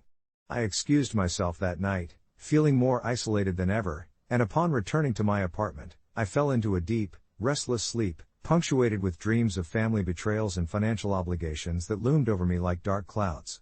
Days blended into weeks until I finally decided to distance myself from the toxic cycle of guilt and anger. I started to think critically about my own wants and needs. I drafted a letter to my parents, outlining my decision not to contribute to the mortgage, hoping it would provide clarity for all of us. It was written with a tense love, filled with the emotional depth of someone who desperately wanted to reconnect but felt trapped by the dynamic set years ago. I explained that I loved them all dearly, but I could no longer sacrifice my own stability for their peace. The letters found their way to my parents, and although the response wasn't immediately warm, my parents at least acknowledged my courage to stand my ground. Claire, however, took it harder than I expected. Her phone call that followed was rife with anger and misunderstanding, yet I felt something shift. Instead of clashing, I allowed her to express herself while I calmly responded, and to my surprise, her tone softened. Weeks turned to months. Though our relationship didn't magically mend, it did begin to evolve towards something more honest. Claire ultimately found a new job that stabilized her income, and while it took time, we began to rebuild the bridge our family needed. I learned that sometimes, a stand for myself did not stem from selfishness but from a place of deep self-respect. That unanticipated reflection taught me the art of balance, how love can coexist with boundaries. And while the discussion of finances still hung in the air like a specter, our family unit began to resonate with a different tone, a more supportive, understanding one. I shared this story with a friend as we laughed about the ridiculousness of our familial dynamics. And the strangest thing happened. Claire popped into my thoughts, reminding me that, sometimes, the way you navigate conflict can redefine relationships, even if it feels contentious at first. As I lay in bed that night, the shadows of previous conflicts melted into the hush of my room, and I reveled in the soft glow of acceptance I felt. Maybe, in facing the storm together, we had each become stronger, more resilient. I would continue to carve my own path and embrace the complexity of love with boundaries, wrapped in the possibility of new beginnings and stronger ties. So, was I the asshole? Maybe, for a moment, but that moment helped safeguard my heart and nurture a family connection that was worth every ounce of struggle. As days turned into weeks, the dynamics at home shifted like the ebb and flow of the ocean tides, and I could feel the undertow of change swirling around me. My sister's presence had transformed the atmosphere. The house was no longer just a shell echoing with silent resentments and unspoken words, but was now filled with laughter, late-night conversations, and the occasional argument over whose turn it was to take out the trash. I caught myself glancing at her when I thought she wasn't watching, noticing the way she'd laugh at her own silly jokes or how her eyes would shimmer when she spoke about her work. I felt a flicker of warmth, the kind I hadn't allowed myself to embrace in years. I wondered if this was the unfamiliar sound of healing, an orchestra assembling after decades of discordant notes, each of us tentatively racing our instruments to join the symphony. Yet, beneath this newly woven tapestry lay a knot of tension that refused to loosen. The impending reality of our parents' financial situation loomed over us like dark clouds on the horizon.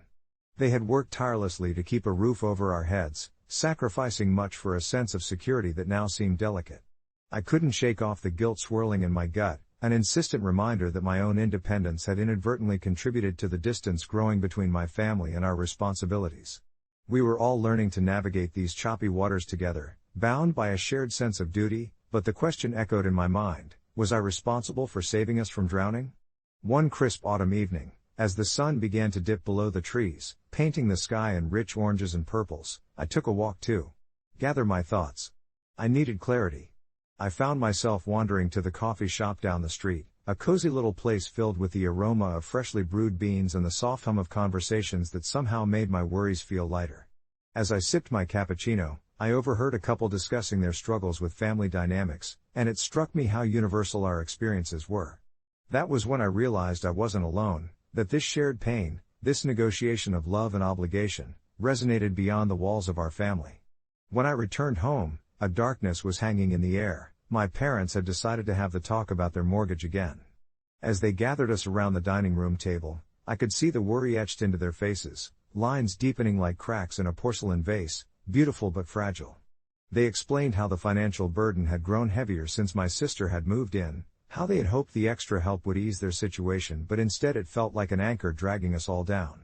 I could feel my heart racing, the old defenses rising up like walls starting to thicken around me again. I didn't want to fight, I wanted to connect, but the words seemed to stick in my throat. Finally, I spoke up, my voice steady but soft. What if we came together to plan this out? I want to help.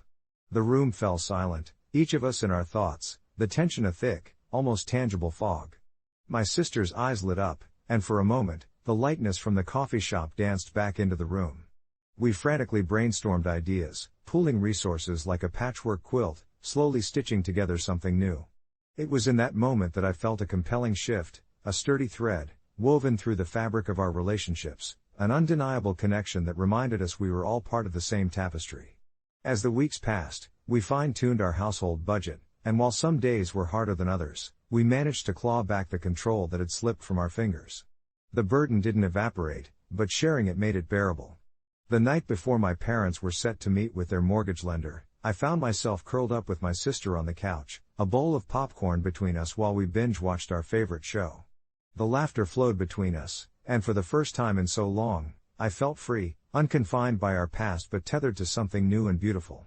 When morning came, as the birds chirped their daily greetings, I caught an early glimpse of my parents, standing tall against the dawn, ready to face the day.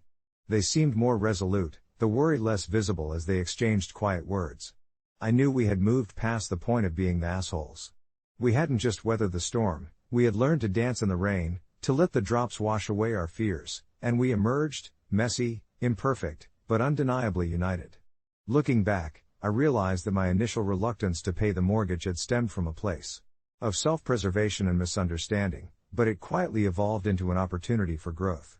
In acknowledging my boundaries, I learned the importance of balance and the strength of family, and that love isn't just about sacrifice, it's about sharing, supporting, and ultimately embracing the complex layers that knit us together.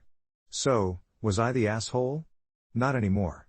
Just a person learning to navigate the beautiful chaos of family ties, tangled yet stronger for the journey we shared. As for an update, life continues to unfold in unexpected ways. A couple of months later, my parents expressed their gratitude. Our collective efforts had eased their burden, and they even started discussing investments in their favorite hobbies again. My sister and I grew closer, sharing our lives, guiding one another, and at times, still butting heads. Yet, each argument only served as an avenue for growth, a chapter added to our story. I think, in the quiet moments of reflection, that's the beauty of family. It's messy, sometimes frustrating, but amidst all that chaos, we often find our way back to each other. And really, isn't that what matters most? As I settled into this new rhythm of life, I noticed how the air felt different in our home. It was lighter, infused with the sense of camaraderie that had blossomed between my sister and me. On weekends, our kitchen filled with the sense of baking bread and simmering sauces, an orchestra of sound as we attempted new recipes together. But it wasn't all flour and laughter, the undercurrents of tension could still surface. I remember one particularly rainy Saturday afternoon when the sky mirrored our mood. I had returned home after a long week of work, exhausted and craving solitude. Instead, I found my sister hosting an impromptu gathering of her friends. The din of youthful laughter and music pulsed through the house, and I felt my heart thrum uneasily in my chest. I was torn between the discomfort of intrusion and the warmth of familial support in their laughter, which echoed off the walls like constant reminders of choices I didn't quite understand. Concealed within the whirlwind of my thoughts was the nagging feeling that the strides we had made had somehow become entangled with my sister's demands.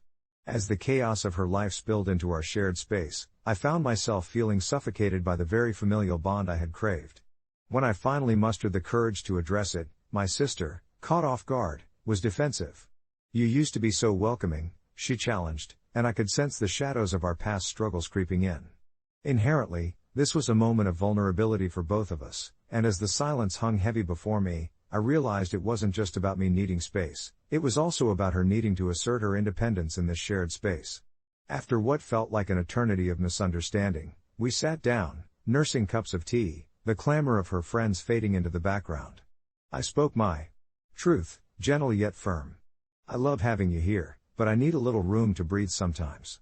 I watched as her expression softened, the realization dawning on her like the morning sun breaking through the clouds. "I get it," she finally said, her voice laced with empathy. "I'm still figuring this out too." From there, we laid the groundwork for a new kind of understanding, one that delicately balanced my need for tranquility with her vibrant, chaotic energy. We established times for her gatherings, leaving pockets of silence for both introspection and connection. As months slipped by like the autumn leaves falling gently from the trees outside, our family dynamic eased into a rhythm that felt right. With the festive season approaching, my parents decided to host a holiday dinner, hoping to gather everyone, both a celebration of the many transformations we had weathered and a nod to the community we had formed. We'd always traded off holidays with each other, but this year felt different. It pulsed with undercurrents of genuine appreciation. As the table filled with food and laughter, I observed the way my sister's friends mingled effortlessly with our family, an intertwined tapestry of relationships. Each conversation brought forth stories, inherited laughter, the kind born from shared histories and new experiences alike. But amidst the joy, I saw the familiar glint of tension creeping into the room as my parents expressed worry over their lingering mortgage, a detail I had hoped to keep under wraps. My sister, well-intentioned yet impulsive, enthusiastically shared ideas for a crowdfunding initiative to help with expenses. The way my parents' glimmers with confused hesitation only added weight to the conversation. I felt the room pulse with apprehension as layers of unspoken concern layered themselves upon my heart. Stepping in, I breathed deeply, drawing from the wisdom that had built itself over months of navigating rough waters together. "Let's talk this through as a family," I suggested, knowing we could find common ground. We always had. The discussion that followed was cathartic and revealing, each family member presenting their views, fears woven seamlessly into a tapestry of resolution. Finally, we reached an understanding that eased all our hearts, an agreement to pool resources into a family fund that would alleviate some stress while allowing my parents to invest in their passions. It opened the door to a more significant discussion about finances, futures, and the shared desire to support one another. Sitting around that holiday table, the glows of fairy lights expertly littering the room flickered, mirroring the warmth in our hearts. I understood, in that moment, reassurance and growth can coexist, just as laughter and arguments can. Our journey had only begun to blossom, intricate and beautiful, revealing itself as we paid attention and cared for one another, an ever-evolving chapter filled with love. It was a moment of profound truth for me. Maybe, in allowing ourselves to be vulnerable and honest, in navigating the messy underbelly of family life, we had built something sturdier than any foundation of separate lives. We had stitched a quilt of resilience, forever learning, forever growing, bound not by blood, but by our commitment to each other.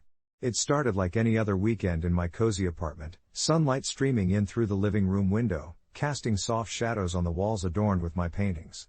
I'd spent most of the week in my studio, experimenting with colors and textures, lost in a world of creativity that often felt like my only refuge. Art had always been my passion, and with each brushstroke, I poured my heart into every canvas, treating each piece as a personal expression of my inner landscape. My boyfriend, Henry, often remarked how he admired my talent, but I could tell there was a part of him that didn't quite understand the depths of my connection to my work. Whenever he'd come over, he'd inevitably reach for my brush or try his hand at mixing paints, thinking this would draw us closer. I appreciated his enthusiasm, but it often felt like an intrusion. One Saturday afternoon, I was preparing to start a new canvas, envisioning a vibrant sunset that fused fiery oranges with deep purples. It was the kind of piece I desperately wanted to share with the world. As I organized my paints, Henry strolled in with a new set of acrylics he'd picked up from a nearby store. "I thought we could have some fun today," he said, his eyes bright with excitement. I felt a pang of annoyance, but instead of voicing it, I smiled and suggested we hang out first, letting him have the run of my living room with his beginner's brushes. He agreed, and we spent a while chatting, munching on snacks, and throwing paint at some scrap boards I didn't mind getting ruined. But then things took a turn. After seeing me work, Henry casually, almost haphazardly, grabbed one of my larger canvases, the one I had set aside for my sunset masterpiece, and started to cover it with a vibrant green blob. My heart sank as I froze, watching him work. "No, no, no," I whispered more to myself than to him. "That's not. You can't just," but before I could articulate my frustration, he stepped back and said, "Look at that. I made something." All I could see was the destruction of my vision, the piece I had been nurturing in my mind for days, reduced to a chaotic mess of colors that didn't belong. Bitterness seeped through my resolve, and I attempted to explain how important that canvas had been to me, but he just shrugged, a smile plastered on his face, completely unaware of my growing agitation. It felt like a betrayal, and at that moment, I couldn't find the words to convey how hurt I was. The day ended on a strained note, and after he left, I hovered over the ruined canvas, tears pooling in my eyes. I didn't even want to look at it anymore, and something inside me snapped. I rolled it up and tossed it into the trash, almost feeling an odd sense of satisfaction as I did so. But relief quickly morphed into guilt. The next day, Henry asked about it, and I could see the excitement in his eyes as he recalled that moment of impromptu collaboration.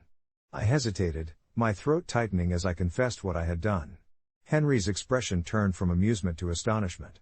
"You threw it away? Why would you do that?" I wanted to scream my frustration at him, explain how he'd ruined something precious, but instead, I felt small. "Because it was mine, Henry. And it meant something to me," I finally managed to say, my voice barely above a whisper. The silence that enveloped us felt heavier than ever, and he just nodded, looking away. I expected an argument, a confrontation, but instead, we both stood in the fallout of a decision that had felt both impulsive and justified. "You didn't even care about it," he countered quietly, hurt flashing across his features, and in that moment, I realized the different ways we valued art and expression. We didn't see eye to eye, and maybe we never would. That evening, I sat alone in my studio, contemplating my actions. It wasn't just about the canvas. It was about communication, respect for one another's passions, and how quickly love could devolve into misunderstandings. I thought about the work I wanted to do, the emotions that needed to flow, and I knew I had to reach out to Henry, to explain further, to tell him how much his excitement meant but how it clashed with my creative process. As the moonlight spilled through the window, illuminating my untouched canvases, a sense of clarity washed over me. Perhaps that was the lesson in all of this, not just about art but about understanding each other as we tread through our distinct worlds. Our relationship needed open conversations, a commitment to honor each other's spaces. I texted him, asking if we could meet and talk. He replied almost instantly, saying he'd really like that. As I prepared to step into an uncertain but necessary conversation, I was left contemplating whether I was truly the a-hole in this situation, or if we were just two artists in a world that sometimes felt too confined. In the weeks that followed, we learned to navigate our differences, finding a balance between my art and his enthusiasm as we started collaborating on new projects where we could both express our creativity without stepping on one another's toes. The discarded canvas became a reminder of our journey, a testament to the struggles that could end in understanding, and in that rawness, our relationship grew stronger. Sometimes, I still wonder if I should have approached the situation differently, but maybe it was all necessary, a chapter in our story that led to deeper connections, both artistically and emotionally. As I reflect on those days, I find myself smiling at how we transformed our creative chaos into a symphony of collaboration. The discarded canvas, painted with reckless abandon and then marred by unintended destruction, eventually became more than just a victim of frustration. It morphed into a catalyst for growth. It was during one of those late nights, and we sat in our quaint little living room, filled with the smell of brush strokes and oil paint, that I realized how much we had changed. We had taken steps to infuse more understanding into our artistic practices, but more importantly, we were learning to navigate our lives together in a way that felt harmonious rather than combative. I remember the soft glow of our desk lamp casting shadows on the walls, flickering like the moments of doubt and hope that intertwined our stories. I had brought home a few canvases, each one a blank slate, eager to embrace the new chapters we were writing. We decided one evening to create a mural on the large wall in the living room, a combined testament to our growth and a reflection of our journey together. He suggested we blend abstract designs, flowing shapes that could symbolize our individual paths merging into one. The planning was half the fun, brainstorming in the late hours of the night, discussing colors, even arguing playfully about which patterns would complement the other's style. We stood shoulder to shoulder, surrounded by bursting tubes of paint and the remnants of our previous projects, as laughter filled the air with a warmth that made the room feel alive.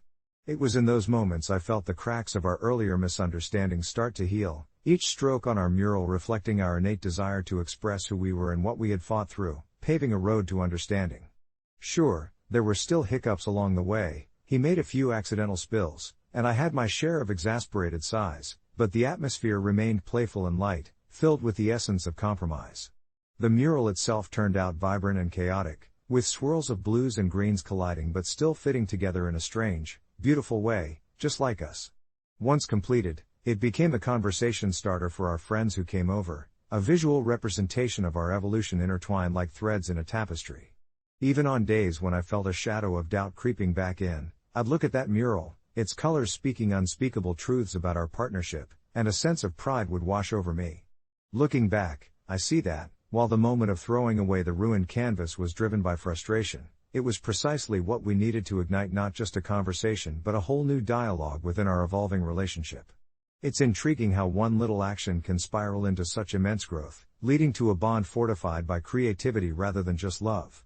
Sometimes I still wonder about the piece that had been tossed away, what it could have transformed into had we taken a different route. Yet somewhere deep down, I realize that every discarded moment has its purpose, leading us to the vibrant mural on our wall, a tale of understanding that will forever remind us of the beauty found within the chaos of love and art. As the weeks melted into months, I often found myself drawn to that vibrant mural, a collage of colors swirling together in chaotic harmony. It spoke not just of our artistic journey but of our journey as a couple, reflecting every argument and every compromise we had navigated together. Each swirl represented a moment in time, a glimpse into what it meant to truly collaborate and communicate. The eventual blending of our styles created something entirely new, a unique expression that still felt like us but was also something beyond our individual selves. I'd catch myself smiling at it while washing the dishes or during evening chats on the couch, wrapped up in our shared warmth. Sometimes Jimmy would tease me about staring at our masterpiece for too long, claiming I had an obsession. I'd laugh it off, but deep down, I knew he was right. It was a part of our lives now, almost like a guardian watching over our routines. But even as we flourished, I couldn't completely shake off the shadows of that old canvas. There were nights when I would trace the outline of the mural with my fingers, feeling the layers of paint beneath my touch, and I'd remember that first piece, the potential it held and the frustration it had caused. Did I make the right call? Each time that question flitted through my mind, Jimmy would always sense my distractions. "You okay?"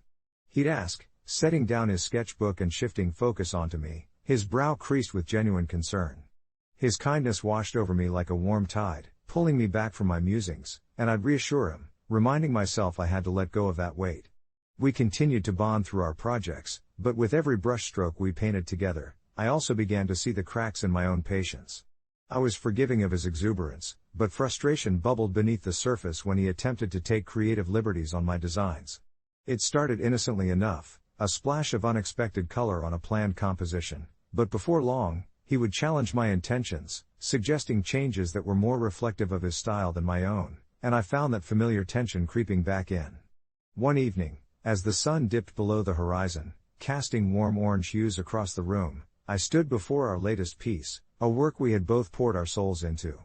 Jimmy joyfully suggested one more addition, a bright green streak across the center, and I felt a strange pang in my chest, a warning against complacency. "Maybe we should leave it as is," I said, trying to keep my voice steady, but the smile slowly faded from his face. "Why? We could make it even better. We've come this far together," he countered, enthusiasm undeterred, his eyes widening with excitement. But as he painted the bold green, I stared at the disruption, feeling my heart race, bracing against what felt like an impending clash. Memories of the ruined canvas rushed back, and rather than feeling the joy of creation, I was suffocated by the fear of losing my artistic integrity again. "It feels wrong, Jimmy," I finally croaked, forcing the words through a tightening throat. His brush froze mid-stroke, and in that silence, I could almost hear the echo of every previous misunderstanding bouncing off the walls. "What do you mean wrong? I thought we were in this together." The hurt in his voice sent a shiver through me, every word punctuated with raw emotion. I hesitated, feeling the weight of my dilemma. I could either fight for my vision or consider his perspective, pondering the fragile state of our connection. In that moment, I closed my eyes and chose vulnerability. "I'm scared, okay? I mean, look at what happened last time. I don't want to lose control like that again." The walls around my heart began to crumble, and as I opened my eyes, I found him staring back at me, the light reflecting concern on his face. "I get that," he said softly, taking a step back, "but it's not about losing control. This is collaboration, and collaboration means trust. I trust your judgment, and you have to trust mine too." Looking at him, I couldn't help but wonder how this relationship had transformed, how personal this bond had become, an intimate dance between passion and compromise. It was true, I had to let go of the past. I slowly lowered my guard, and instead of shutting him down, I proposed an idea that felt both risky and liberating. What if we painted some smaller pieces together, just as a way to test our balance? If we don't like something, we can always paint over it or let it go. He blinked at me, surprised, and a slow smile crept along his face. "I like that. A fresh start, right?" And just like that, a new dialogue brewed between us. We committed to smaller projects, immersing ourselves in trial and error rather than tangible expectations, opening ourselves to failures but celebrating the little moments of creation. As we painted, the air around us thickened with laughter, music, and a newfound understanding. The mural became a backdrop for our evolving friendship, and each smaller piece that emerged without the weight of overthinking became a splash of relief amidst our artistic memories.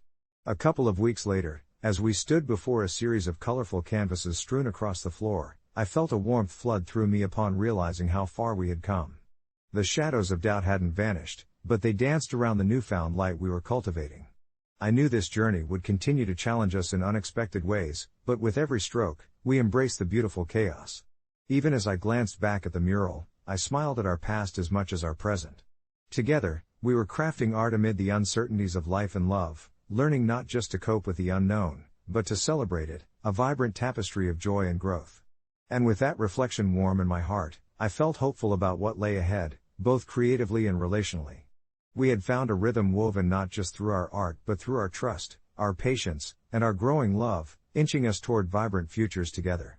The hum of chatter filled the classroom, punctuated by the clinking of chairs and the rustle of notebooks, but I was lost in my thoughts, my fingers idly tracing the smooth surface of my desk.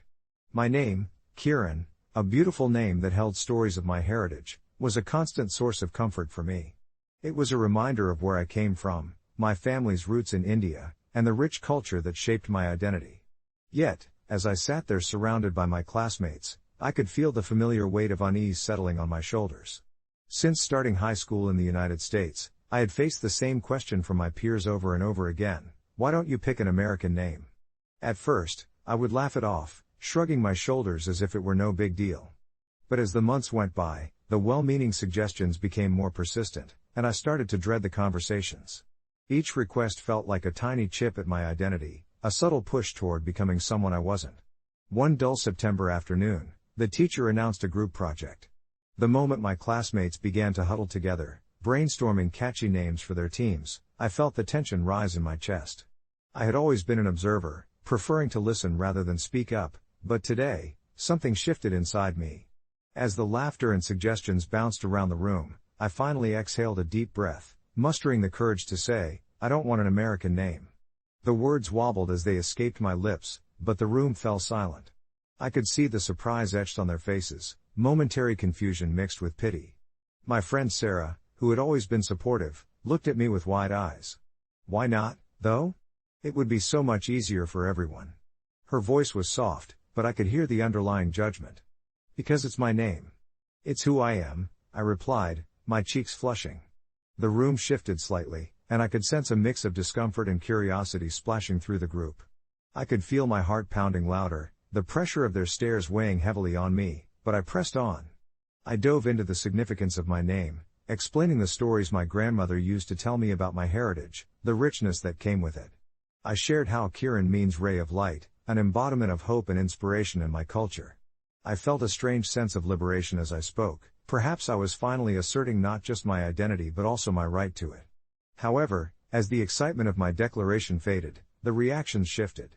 Some classmates nodded along, and a few offered apologetic smiles, but I noticed others exchanging looks of bafflement as if they couldn't fathom why I didn't want to blend in. After class, Sarah approached me, her expression mixed with concern. "I get it, Kiran, but think about it, everyone here has names you can hardly pronounce. Why wouldn't you want something that's easier for us to remember?" Her insistence left me reeling. I had no intention of conforming to someone else's convenience. I felt an emotional surge of frustration mixed with sadness as I realized how hard it was for me to bridge this cultural gap among people I thought I could trust. As the week passed, I found myself pondering the reactions of my classmates, unsure if I had been too confrontational. A lingering doubt settled in my mind about whether I had made the right choice. The struggle became my silent companion, a shadow tugging at the corners of my thoughts.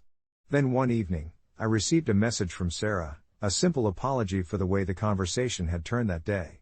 She expressed that she understood my perspective better now, and while she might not fully grasp my experience, she respected my choice. I felt a warmth wash over me as I read her words. Perhaps I hadn't lost my friends after all. The next day at school, I entered the cafeteria, hesitant about how my classmates would respond. To my surprise, several of them greeted me enthusiastically. "Kiran," they yelled as I walked in. A flicker of disbelief turned into a smile on my face. They had embraced my name, my identity. The earlier tension faded into a past I could learn from, setting the stage for deeper connections. So now, as I sit in this moment of beautiful uncertainty, I can't help but reflect on how vulnerability can carve pathways to empathy. It's an unexpectedly uplifting realization, knowing that my voice carries weight and that my identity is worthy of respect. I learned that standing firm in my truth not only affirmed who I was but allowed others to see me for it, too. Even though there would still be moments of doubt ahead, both about my identity and how it was perceived, I felt ready to embrace the journey. The idea of belonging is complicated, particularly in a world that often insists on conformity. Yet somehow, in carving out space for who I was, I found a flicker of light in the connection we all sought, a shared humanity draped in diverse stories. And perhaps, just maybe, my name was not just a label but a bridge connecting different experiences. Update: a few weeks later, I found out that Sarah started a project on names and their meanings for our school's Cultural Day. She reached out to me, asking if I would share my story and the significance of my name. This unexpected twist rekindled my excitement about cultural exchanges, allowing me to be an ambassador for understanding in our school.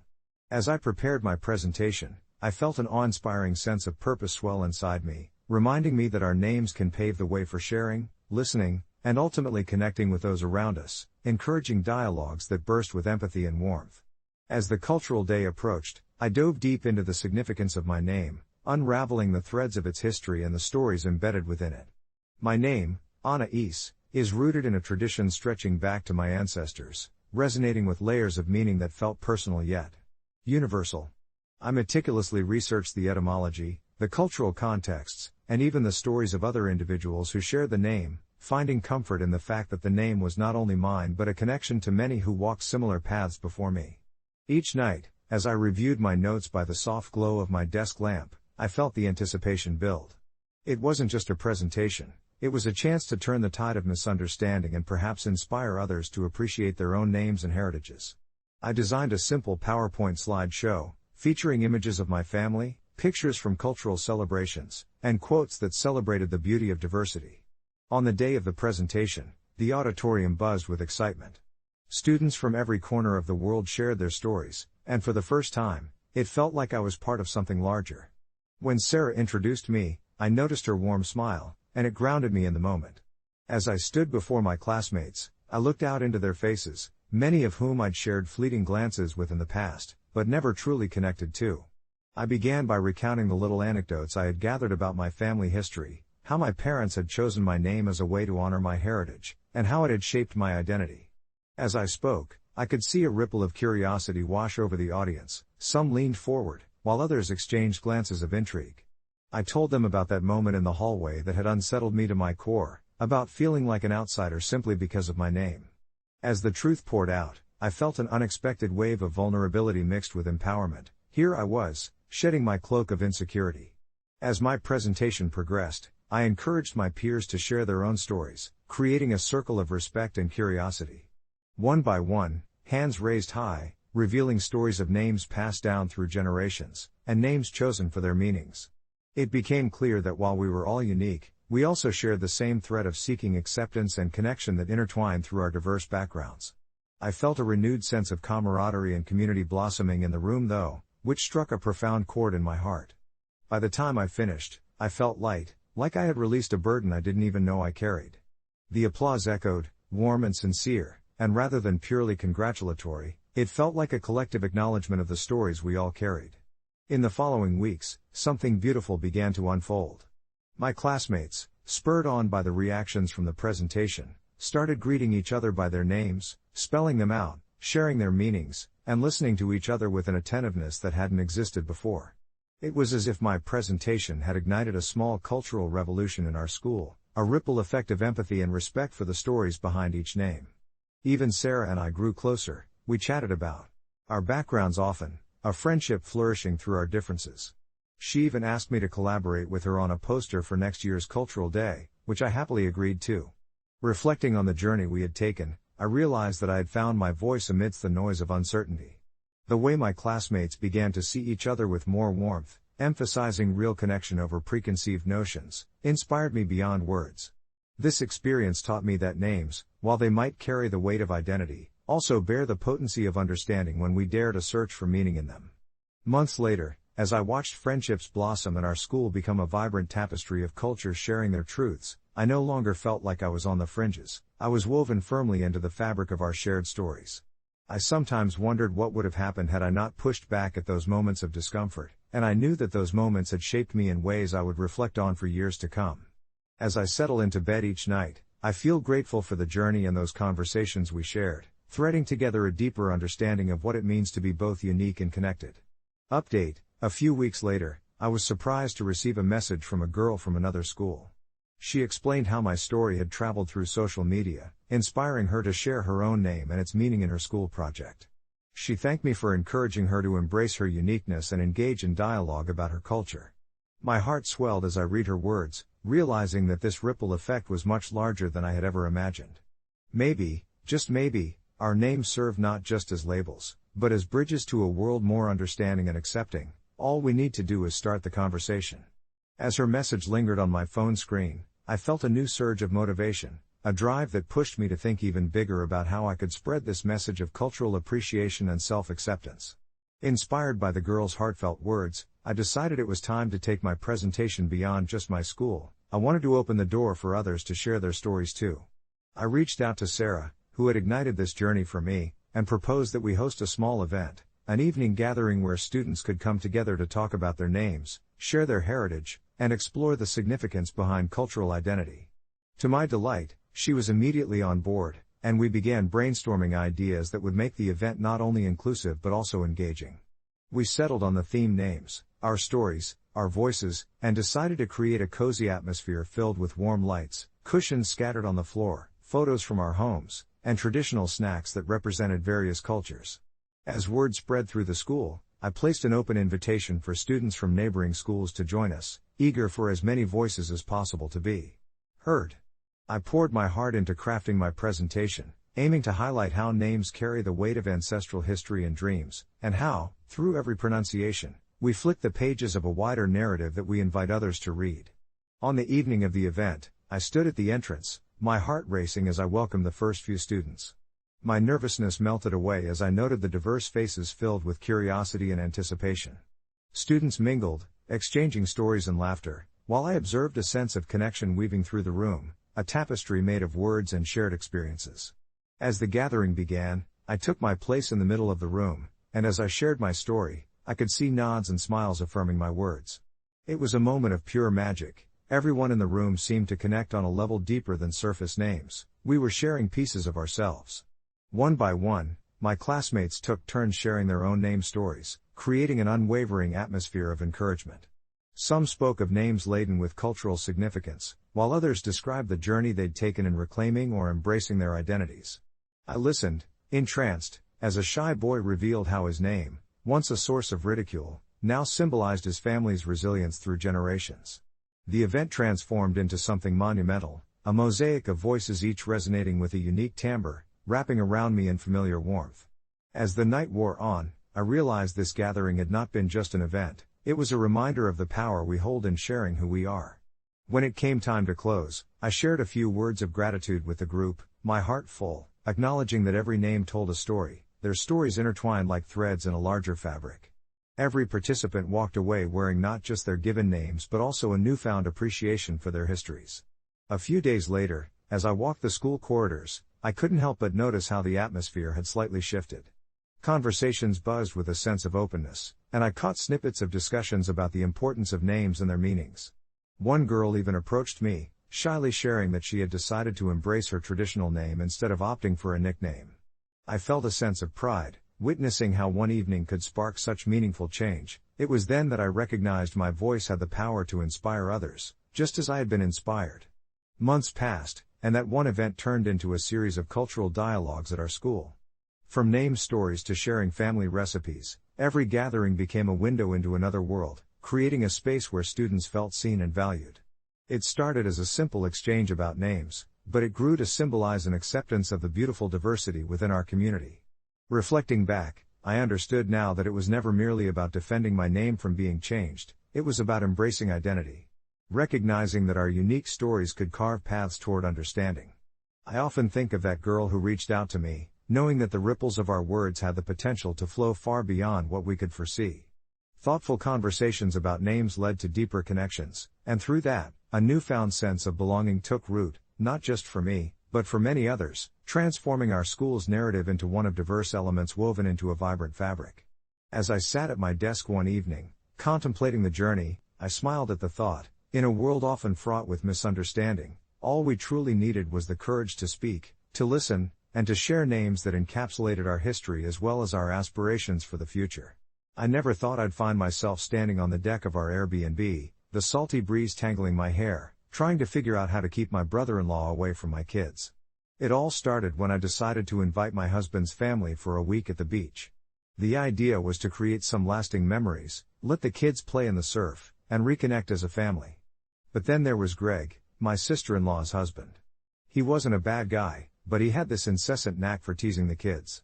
It began as harmless banter, but soon his jokes turned sharp. I watched as my 6-year-old, Mia, came back to me in tears after Greg's joke about her being a slow swimmer. And then it escalated the next day when Greg pointed out that my 8-year-old son, Jake, couldn't hit a baseball to save his life, all while pretending to take a swing himself. At first, I brushed it off. Just Greg being Greg, I told myself, the mantra echoing in my head as I tried to chalk it up to some misguided humor. But as the days rolled by, I found myself anxious in his presence, hoping he wouldn't take another jab at my kids, dreading the next meltdown. We were here to have fun, not for my children to feel belittled. It all came to a head one afternoon. We were packing up a cooler for a family outing when Greg took a playful jab at Mia again, this time something about her not being able to build a sandcastle to save her life.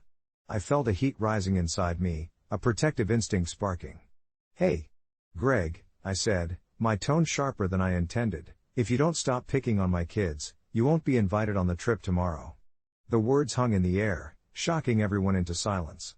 Greg looked taken aback, and I could feel the weight of his gaze. My sister-in-law's mouth dropped open in disbelief. The kids froze, wide-eyed, unsure how to react. I felt a rush of guilt wash over me. Was I too harsh? But then all I could see were my kids' bruised little hearts. That night, I lay awake, replaying the event over and over in my mind. Was I the jerk for stepping in? Should I have handled it differently? Maybe I could have talked to him privately, but I felt like my only choices were to protect my children or to stay silent and watch them suffer. The next day, Greg didn't come with us. He stayed back at the house, leaving a cold silence in his absence. I felt a strange mix of relief and guilt. The kids splashed and built sandcastles, unbothered and free, but I couldn't shake the thought that maybe I'd created a rift. Later, as we gathered for dinner, I felt the tension at the table. Greg's absence loomed large, and I braced myself for the conversation that was bound to come. My sister-in-law finally broke the silence. "You know he really meant no harm, right?" she said cautiously. "He can be a bit rough around the edges, but he loves the kids." I felt my chest tighten. Love shouldn't hurt, I thought, and that wasn't enough of a justification for me. I took a deep breath and voiced my side about the impact of his words, how they affected my kids. There was a strange moment of quiet understanding, a space where we both recognized the complexities of family dynamics. By the end of the week, Greg and I had a quiet resolution. He apologized in his own awkward fashion, a half-hearted joke, but I could see sincerity in his eyes. It wasn't perfect, but we reached a temporary peace. I left feeling like a warrior for my kids, and an uneasy truce was found among family ties. It's been a month since then, and while the trip was awkward, I think it helped all of us realize where the lines were drawn. The kids are blooming, their laughter a reminder of what family should be. But I still check in on myself. Was I too protective? AITA for trying to stand up for my children? Maybe not. Maybe it's just a sign of the protective grit that comes with being a mom. I may not have all the answers, but for now, I'll keep holding the line, even if it gets messy sometimes. Life continues to be a delicate balance, doesn't it? I never thought I would find myself reflecting so deeply on the dynamics of family, especially not after that unnerving vacation with my brother-in-law, Marco. Each day, as I watch my kids blossom into their vibrant selves, I'm reminded of how pivotal that moment was for us, how one uncomfortable confrontation shifted our family's narrative. I was always the laid-back parent, the one who encouraged my kids to express themselves, make mistakes, and learn from them. But seeing Marco constantly undercut them, his teasing slipping casually into mean-spirited jabs, flipped a switch in me.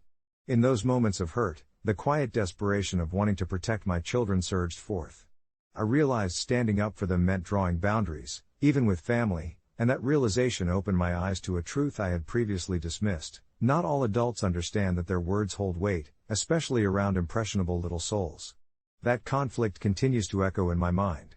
Sometimes, when I lie awake at night, I question if I went too far. Was I too protective? A part of me wishes I could have been more diplomatic, but then the images of my children's sad little faces flash through my mind, and I feel a surge of clarity again. I can't let them believe that mockery is a form of love. My heart aches at the thought that they might think that's acceptable behavior from anyone, let alone family. We've been discussing feelings a lot lately, what makes them sad, what makes them happy, and just 2 nights ago, when my eldest, Lily, informed me with her big, inquisitive eyes that Marco's jokes don't make her feel very good, I felt the validation I needed. I didn't just protect them, I opened a door for them to voice their feelings, to confront me about their struggles, and to understand that they deserve respect. As we've shifted back to normalcy, I've noticed how the kids have adjusted. They're more confident, filling the house with giggles that rattle the windows. "Can we have dance parties again, Mom?" they chirp, eyes sparkling with glee. I chuckle at how they've commandeered the living room with vibrant arts and crafts, their artwork peppered across the refrigerator, chaotic yet beautiful splashes of color that reflect their exuberance. But underneath all that laughter, I occasionally catch a subtle hesitation when they encounter playful comments or teasing.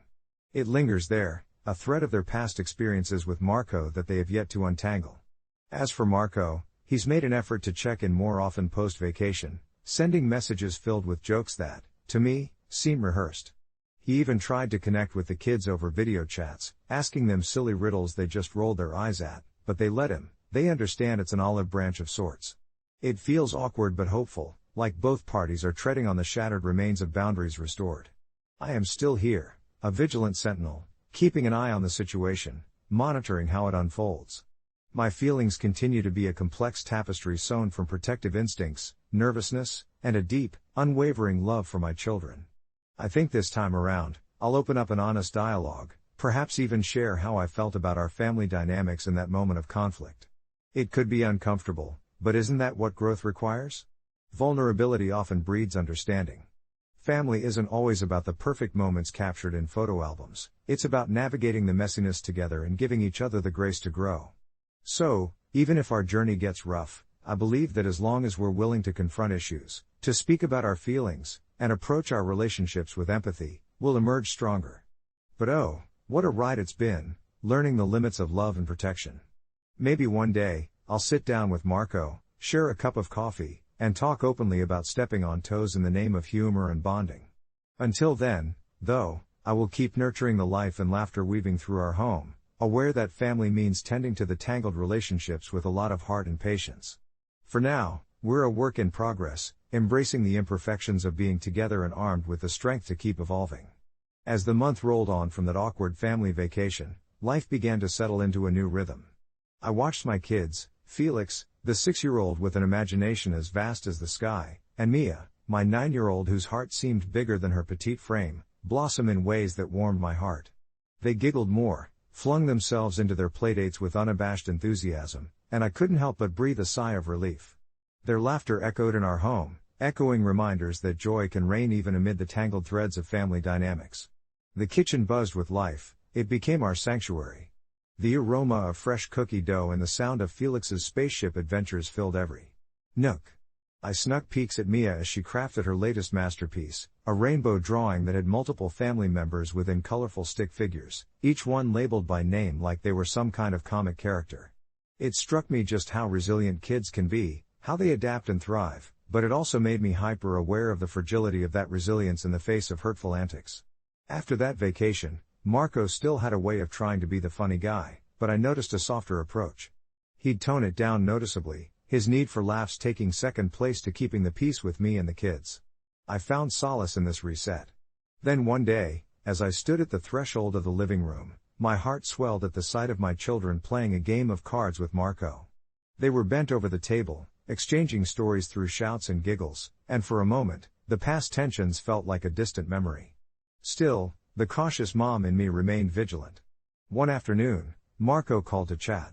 It was curious how easily we fell back into the ebb and flow of conversation, the casual banter of family. You know, he started, I've been thinking about how I joke with the kids.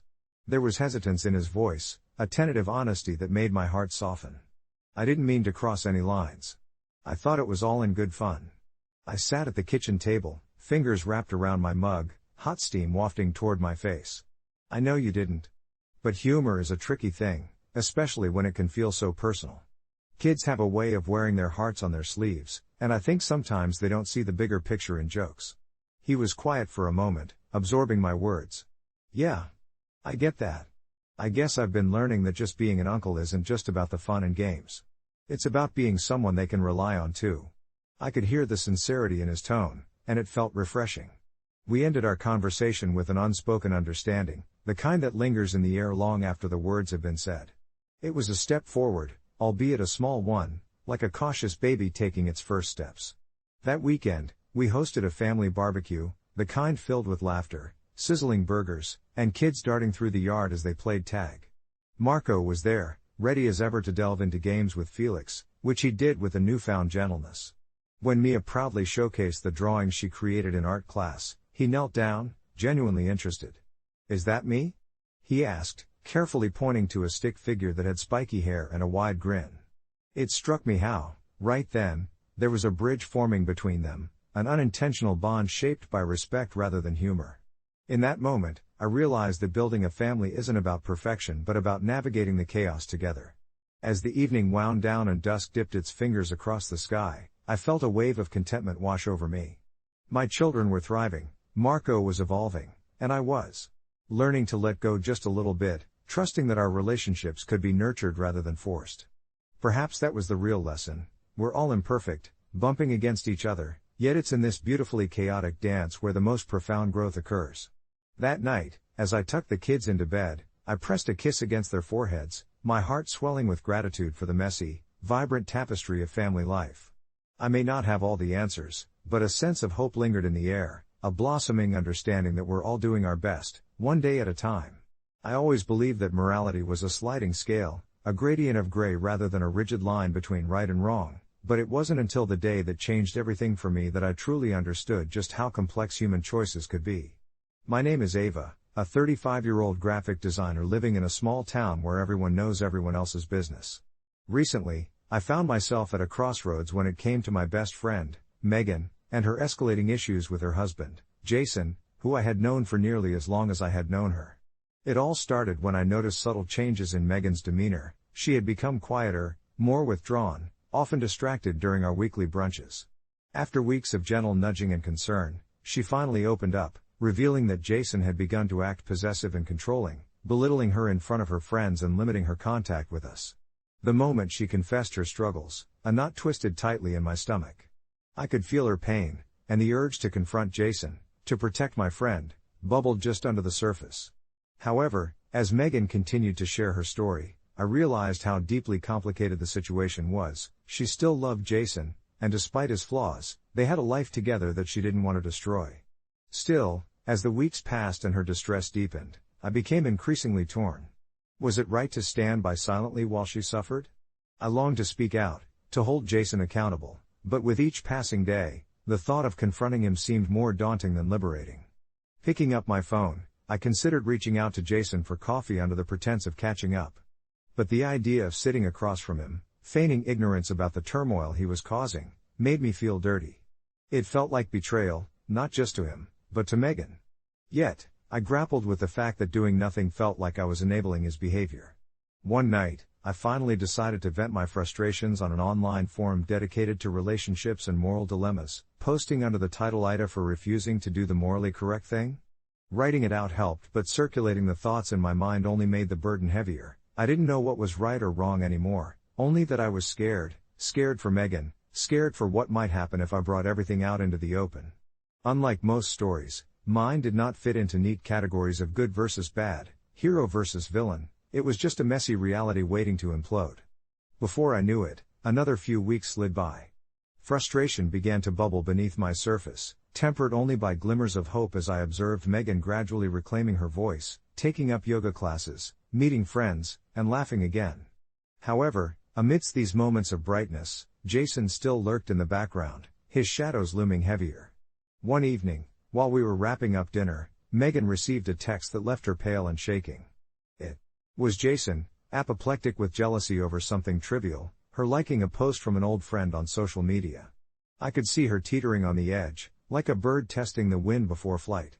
Thoughts warred inside me: should I step in, remind her of the strength she had shown in the past few weeks, or should I keep my mouth shut and simply be the supportive friend while allowing her to navigate her feelings? I felt like I was watching a train wreck in slow motion. Eventually, I did what I had dreaded most: I reached out to Jason. My heart pounded as I crafted a message, not to accuse him, but to express genuine concern for both him and Megan. My intention was to balance compassion with clarity, but I was met with rage and denial. I wondered if I had opened a Pandora's box that could not be closed.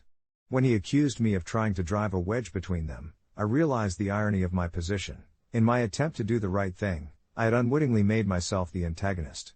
In the following weeks, Megan confronted me after discovering my message to him. Her eyes, usually filled with warmth, were clouded with disappointment. I struggled to articulate my intentions, the care and worry I felt, but her heart was set on defending Jason, framing my actions as indiscriminate meddling. I had breached her trust, and suddenly, I felt like I was losing her all over again.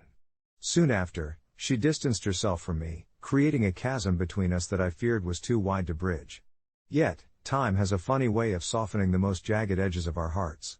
A few months later, I received a text from Megan, a single sentence that shattered the silence. "I think I need to talk." When we met, the weight of our shared silence was palpable. Megan spoke of her feelings suffocating her, sprouting roots in the cracks of their relationship. She had grown disenchanted with Jason's behavior but felt trapped by her own heart, still fiercely in love but desiring independence. I listened intently as she unpacked her turmoil, aware that she was wrestling with the very emotions I once feared might consume her. This time, rather than leading with what I had wanted her to do, I became merely a vessel for her thoughts. In that moment, a wave of relief washed over me, perhaps refusal to act decisively that day was not weakness but a necessary pause allowing her to process her own feelings. By simply listening, I had helped her find the strength she inadvertently carried all along. In the months that followed, Megan started seeing a therapist and began to slowly reclaim her autonomy. They eventually parted ways, but to my joy, that didn't sever our friendship. Instead, it brought us closer as she learned to trust again, both in herself and in me. Now, whenever I revisit that challenging time, I reflect on how morality sometimes presents itself as a confusing puzzle, one where context molds our decisions, and perhaps my hesitation was the quiet space she needed to arrive at her own truth. As for Jason, he remains a specter in our past. While I refuse to vilify him, I recognize that some lessons require a deeper understanding of ourselves before we can act. I find comfort in knowing that we each navigate our paths at our own pace, learning that sometimes, the morally correct choice is simply to let someone discover their own strength. As I sit here, wrapped in the warmth of late afternoon sunlight streaming through my window, the peaceful hush of the neighborhood outside reminds me how far we've come since that turbulent chapter of our lives.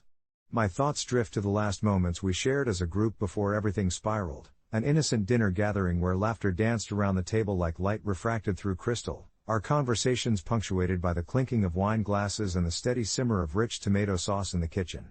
It was on that evening that I first sensed the underlying tension, the unspoken rift between Elizabeth and Jason that hung in the air like a fragile thread, barely visible but undeniably there. I remember glancing at Elizabeth, her smile a facade that cracked ever so slightly when Jason cracked his usual self-deprecating joke, an enthusiastic quip that drew a round of laughter but which I saw, in her eyes, was tinged with something deeper, disappointment, maybe, or a yearning for a connection that felt just out of reach. I had always been a firm believer in the importance of open communication, and I felt an instinctual urge to navigate the storm building between them, yet here I was, paralyzed by the weight of their love and conflict. Would I really be the one to pry it open, to force them into confrontation when perhaps Elizabeth needed to discover her limits in her own time? My heart whispered that sometimes intervention doesn't aid evolution, instead, it risks suffocating the growth that must occur organically.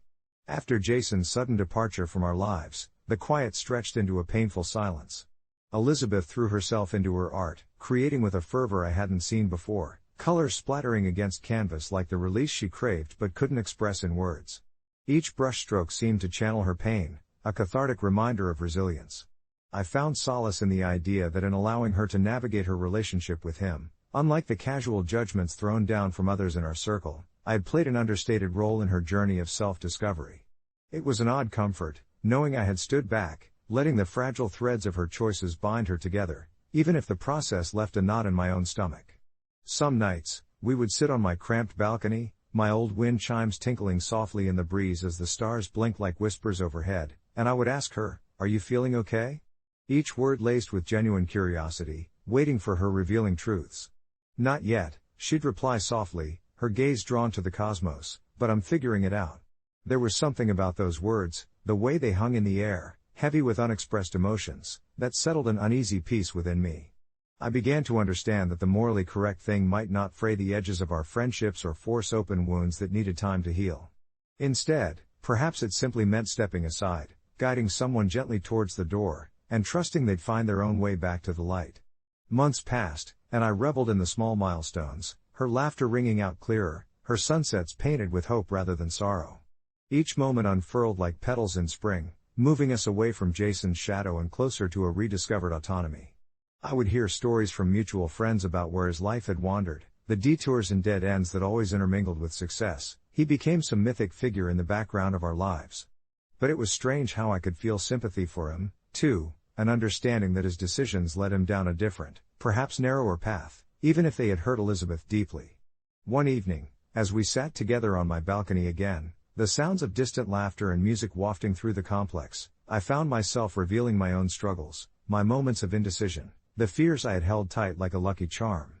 Elizabeth listened, eyes bright and absorbing every word, and I could see the transformation within her had given her strength to bear my vulnerabilities without judgment. It felt freeing, this exchange of burdens. After all those months of navigating her own tumult, she offered in return a tender reassurance. "You're not wrong for wanting to be the good guy, you know. Just remember, sometimes being the good guy means knowing how to step back, too." In that quiet moment, surrounded by a galaxy spilling its secrets, I could finally let myself smile. I understood then that we are taught about right and wrong, but the grayness in between is where true morality thrives, in friendship, in support, and in allowing our loved ones to find their own light. As I write this reflection of our past, I can't help but think about the cascading ripples we leave in our wake, and how, even amid the tumult, learning to foster resilience can guide us through the murk toward clarity. I'm grateful for Elizabeth and the strength we both found in our friendship, a space that flourished as we chose patience over pressure and acceptance over judgment. Perhaps the heart of this journey is just that, trusting the quiet strength we each possess, the intricacies of human connection woven into our very souls, reminding us how important it is to navigate our own truths. As I contemplate our journey, I feel the warmth of the afternoon sun filtering through the window, casting gentle patterns across the wooden floor. It's a peaceful scene, yet it's tinged with the weight of what we've both endured. Elizabeth and I have always been the kinds of friends who could spend hours tethered to each other's thoughts, sharing our stories over cups of herbal tea in that little cafe downtown, a sanctuary filled with the soft hum of conversations and the aroma of freshly baked pastries. It was there, between discussions of our dreams and fears, that we confronted the shadow of Jason, an enigmatic figure who once filled our lives with chaos. I remember that day vividly, the one when Elizabeth finally shared the truth she had carefully hidden, her voice barely above a whisper as she recounted moments of vulnerability, moments where Jason had chipped away at her self-worth with a snake's charm, always promising love yet delivering heartbreak. Listening to her pains felt like holding the last petal of a wilting flower, fragile and poignant. I wanted to rush in and fix everything, to demand she cut ties with him and reclaim her voice, but instead, I sensed a deeper truth spiraling within her, a truth she needed to discover for herself. I reassured her, my tone steady and calm, reminding her that real strength comes not from action alone, but from understanding one's own choices and standing firm in their wake. As the days turned into weeks, our dialogues evolved. Elizabeth began to unravel inside herself, peeling back layers that I didn't even realize weighed so heavily on her heart. I offered my support, a steady presence as she moved beyond what had been buried in shame and doubt, navigating the landscape of her identity. She poured her anger and confusion into her art, transforming pain into bursts of color that vibrated with the life she was reclaiming. I watched in awe as she began to bloom like the wildflowers in spring, each brushstroke a testament to her resilience. During these pivotal moments, I often found myself wrestling with my decisions. Was I doing the morally correct thing by allowing her to wander through this messy journey without directing her? I questioned whether by standing back, I was somehow failing her, but deep down, I recognized that my role was not to be her knight rescuing her from the dragon, but rather the quiet guide who opened the door to her own fortress. This reflection echoed back to the reality that sometimes love means granting the agency to those we care for, allowing them the space to face truths that would ultimately lead to their liberation. In observing Elizabeth transform, I realized her process mirrored my own in profound ways.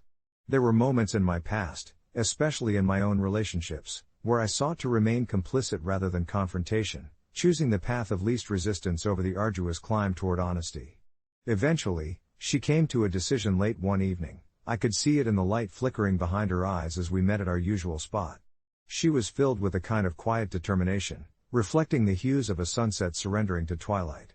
I told him it was over, she said, her voice steady as if she were confirming an appointment rather than ending a significant chapter of her life. In that moment, I felt a swell of pride for her, a deep recognition of the strength that had always resided within her. There was fear and sadness, yes, but there was also freedom, a shedding of burdens that she never deserved to carry. We sat there for a while, letting the silence envelop us like an embrace, both savoring her brave leap into the unknown. As I look back now, it's almost surreal how life unraveled. Months pass in a wash of colors, yet the vibrant patterns of our friendship remained anchored amidst the chaos. Elizabeth blossomed in ways I had never anticipated. She began giving talks at local art galleries, exploring themes of resilience and self-discovery, while I took to writing, chronicling our journey and its lessons. The landscape of our lives was no longer cluttered with remnants of the past but infused with hope and new beginnings. We learned that the morally correct path isn't always straightforward. It can lead you through uncharted territories, revealing nuances of strength hidden in vulnerability. Reflecting on our experience, I understand now that surrendering to the complexities of human emotion is a necessity. Rather than simply navigating the seas of righteousness, we embrace the ebb and flow of life and relationships, allowing ourselves to anchor in our truths. As I pour my thoughts onto paper, I find solace in this realization. There's a quiet beauty in patience, a strength in allowing others to find their own way, and perhaps the moral compass we seek often points inward, guiding us through the tides of our own existence.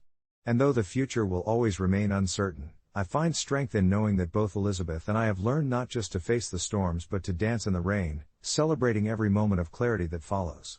As I close this chapter, I feel a gentle warmth within, a reminder that life is but a series of interconnected stories waiting to be shared and understood. In this shared understanding, I find comfort, and perhaps, in our own little way, we are each entitled to navigate the moral dilemmas of our lives, trusting in our ability to find meaning and growth. Confession: I had a miscarriage, and my teenage brother is becoming a dad. It feels surreal to even write that, but I've spent days wrestling with these thoughts in my head since the news broke. I'm 25, married to Jason for a few years now, and I've always imagined the laughter of children filling our cozy little home. When I got pregnant last summer, it felt like the stars aligned perfectly. We decorated a nursery, picked out baby names, and chattered for hours about our future. But then, life threw a cruel twist my way. My heart shattered in that sterile hospital room when the doctor told me there was no heartbeat. Grief swallowed me whole, leaving a hollow ache that tainted everything. It's a pain I still can't quite articulate, but it morphed into a numbing shadow that followed me relentlessly. Lately, I've been coming to terms with that profound loss, a heavy burden dressed in silence, when without warning, the ground shifted beneath my feet again. That's when I learned that my little brother, Dylan, had been keeping a secret. 18 years old and just as naive as any teenager, he was going to be a dad. I remember the moment vividly, how the words slammed into me like a train. We were sitting at the kitchen table, a bowl of my failed attempts at cookies sitting between us, and he blurted it out in the most nonchalant manner, as if casually discussing the weather. "I'm going to be a father," he said, and just like that, lunch became something else entirely. I felt a wave of resentment crash against the pain of my miscarriage, an ugly jealousy creeping in unexpectedly. The very thought of a teenager having a child while my dreams had crumbled felt like a slap in the face. Couldn't he see the cruel irony of it all? But inside, I wrestled with wanting to be happy for him, wanting to support him the way I should, knowing he was scared and confused too. Trying to be the understanding sister, I fought through my own devastation, putting on a brave face while my insides twisted in turmoil. As days turned to weeks, I found myself lingering on thoughts of Dylan's future child, knowing that whenever I'm around, I'll inevitably be reminded of what I can't have. I began to study him closely, watching the boy I grew up with morphing into someone that seemed more like a man, navigating parenthood with an unsettling mix of naivety and optimism. He was excited, constantly dreaming up plans and soaking in parenting advice from online forums like some eager college student studying for finals. During quiet moments, I wrestled with guilt. How could I envy him when I knew all he was feeling was sheer joy? I was torn between pride and this gnawing grief. The emotional conflict left me feeling utterly isolated. One evening, as we sat on the porch watching the sunset, he turned to me and asked, "Are you okay? You seem distant." The sincerity in his voice almost broke me. It was a simple question, a probe into the emptiness I'd wrapped around myself, but his words hung in the air like an unwelcome reality. I realized then I needed to share my pain. I couldn't keep wallowing in sorrow while he brought new life into the world. So, I took a deep breath and opened up about my miscarriage, letting tears spill freely as I spoke of the heartbreak and emptiness that had settled in my heart. I explained how it felt like I was living in a world filled with what-ifs, and how Dylan's happiness felt like a constant reminder of my loss. He listened quietly, processing every word. The air was thick with understanding, and what surprised me was that I felt lighter afterwards. By sharing my grief, I allowed us both to find common ground, a sort of sibling connection that transcended our individual struggles. When the day finally came for him to become a father, I was there, standing in that hospital room filled with the scent of antiseptics and new life. Watching him hold his child for the first time ignited a bittersweet cocktail of emotions within me, joy mixed with sorrow, but I didn't shy away from it. Instead, I let the feelings wash over me, acknowledging my pain while celebrating his joy. I realized I could be happy for him while still grieving my loss. Those two feelings could coexist in a strange, beautiful contradiction. As I held that tiny, precious life in my arms, Dylan's son, I felt hope stir within me for the first time in months. Maybe, just maybe, this was a new beginning, a chance to carry on a different legacy of love, despite the wounds that life had dealt me. We sat in that hospital room for hours, sharing stories, laughter, and all the hopes we had for this child. At that moment, I knew that while life had taken so much away from me, it had gifted me with something else, a deeper love for my brother and an abiding hope for the future. Things will be different now. I may have moments of sadness, but they wouldn't drown me anymore. So maybe this is my confession. Loss can open a door to unexpected joy, and in embracing all parts of life, I finally found a way to heal. Update: it's been 6 months since Dylan's son was born, and honestly, it feels like a new chapter for us all. I've started volunteering at the local children's hospital, rediscovering the joy and laughter I thought I'd lost. Every time I see my brother with his son, I feel a bittersweet warmth fill my heart. I still have moments of sadness, but they're gradually shifting into something deeper, a commitment to support them both as they navigate this new adventure. Grief, I've learned, doesn't disappear. It whispers reminders of our past while urging us to fill our lives with love, creating legacies in unexpected ways. I'm grateful for the laughter, the late-night feedings I help with, and most importantly, the bond my brother and I have now forged through this journey together. Life continues to surprise me, and I'm learning to embrace it. As I sit in the living room, the soft glow of the evening light filtering through the sheer curtains, I can't help but reflect on how much has changed since that stormy day when I had my miscarriage. The sound of my brother's laughter, muffled from the kitchen where he's prepping a bottle, is like a balm to my heart, soothing the lingering aches. I had imagined this moment differently. I had dreamed of a family of my own, of swaddling my baby in cozy blankets and whispering sweet nothings while my brother looked on with a smile. Yet here he is, at 16, with a tiny human depending on him and, strangely enough, it feels right in an imperfect way. I thought I'd feel a twinge of jealousy each time I held his son, but instead, that same warmth envelops me again, a testament to the resilience of the heart. Every coo and gurgle from the crib ignites a sense of hope, a gentle push toward healing that I never anticipated. In these fragile moments, my brother and I have built an unspoken pact. We support each other through the sleepless nights, the endless diaper changes, and the moments of sweet tranquility spent just watching the baby drift into slumber. It's intoxicating, the way his face lights up when he talks to his son, his eyes softening as they connect through shared giggles and baby gurgles. It's a language of love that we've both learned to speak, translating our pain into something beautiful. That first time I held my niece, I felt like a part of something larger than my grief. I had been handed a new role, an opportunity to nurture not just this innocent life but also the shattered pieces of my own. Each day, as my brother and I sit together, we share stories from our childhoods, countless memories painted with laughter and mischief. His son, cradled in his arms, becomes the canvas upon which we weave our histories. Yet, there remains a delicate balance of sadness beneath the surface, intertwined with the joy. I find myself caught in a delicate dance, cherishing these moments while acknowledging the emptiness I still carry. I confide in my brother during our quieter evenings, sharing my fears about motherhood that will never come to fruition for me. It's just not fair, I had said one night, the weight of my words hanging thick between us. But my brother looked at me, his expression solemn but understanding. Life isn't fair. But we can choose what we make of it. He smiled, rubbing the back of his neck like he always does when he's deep in thought. It was a reminder that even amid sorrow, we could carve space for joy, both for ourselves and for each other. Over the weeks, I've started to register the changed dynamics within our family. Our parents, initially overwhelmed by the unexpected news of my brother's impending fatherhood, have softened into their roles of adoring grandparents, frequently stopping by with meals and advice dripping with their affection. I've found it fascinating how joy can spread like wildfire, consuming the remnants of grief and weaving it into new patterns of family bonds. Some days, I catch glimpses of our old lives, my brother and I teasing each other about our teenage antics, which ignited laughter among ourselves. I sometimes wonder if these moments are reminders of the innocence we are desperately trying to capture amid this upheaval. These nights, where we dim the lights, wrap ourselves in the warmth of blankets, and indulge in nostalgic stories of our childhood, have morphed into something truly special.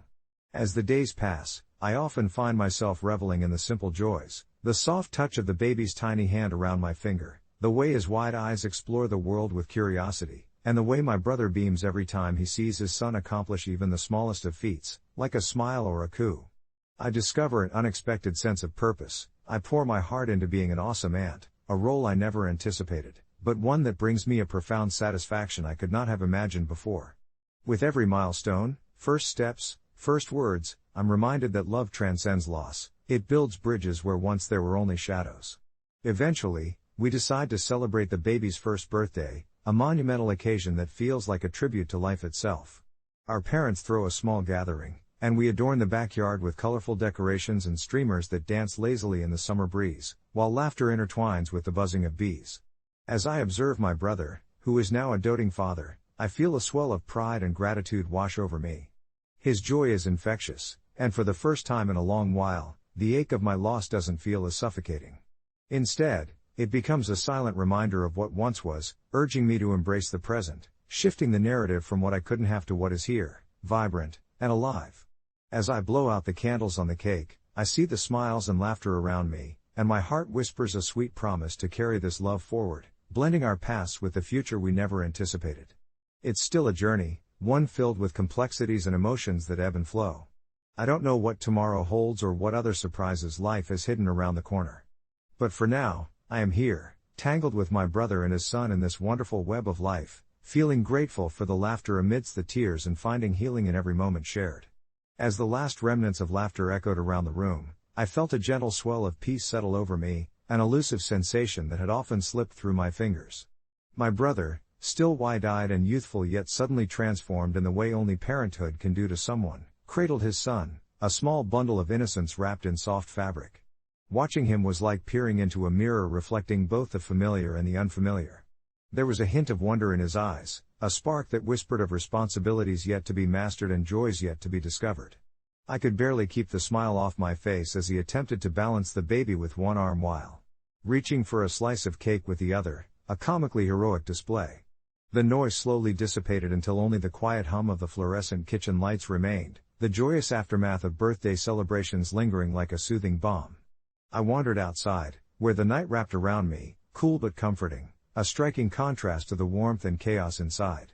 I leaned against the wooden railing of our porch and surveyed the star-speckled sky, each shimmering point a silent witness to my journey, to all the heartache that had led to this moment. Grief, once a heavy cloak draped over my shoulders, had transformed into something lighter, a reminder woven into the fabric of my being, urging me to cherish every fleeting second. It was a surprising revelation, really, how the threads of joy and sorrow could so intricately intertwine, creating a tapestry rich with meaning. I thought about the birthday cake and how it represented not only my brother's new beginning but also my desire to celebrate life in all its forms.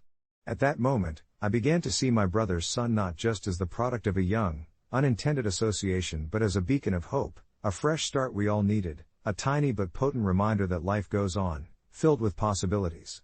When the kitchen door creaked open, I turned to find my brother stepping outside, wiping frosting from his fingers with an exaggerated roll of his eyes, an expression that perfectly encapsulated the delightful mayhem of parenthood.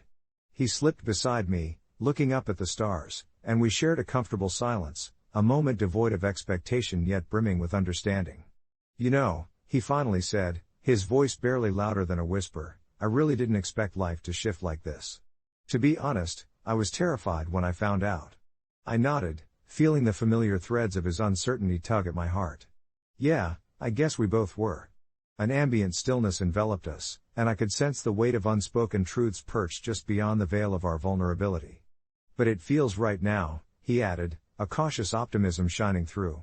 "Like I'm meant to be here, doing this." We spoke softly, words of encouragement and reflection spilling out, creating bridges over our shared experience of grief and hope. It was a fleeting exchange that felt ceremonious in its own right, a pact of solidarity amidst the uncertainties of parenthood and the shadows of our past. We stood there, two siblings tethered by obligation and love, newfound allies in this uncharted territory, determined to navigate the unexpected turns together. As the night darkened further, and the stars twinkled with a knowing glimmer, something inside me unfurled. I realized this story wasn't solely about my brother or even the circumstances that brought his son into the world. It was also about the capacity we have to love fiercely, to grow through adversity, and to embrace the mosaic of memories that life unfurled before us.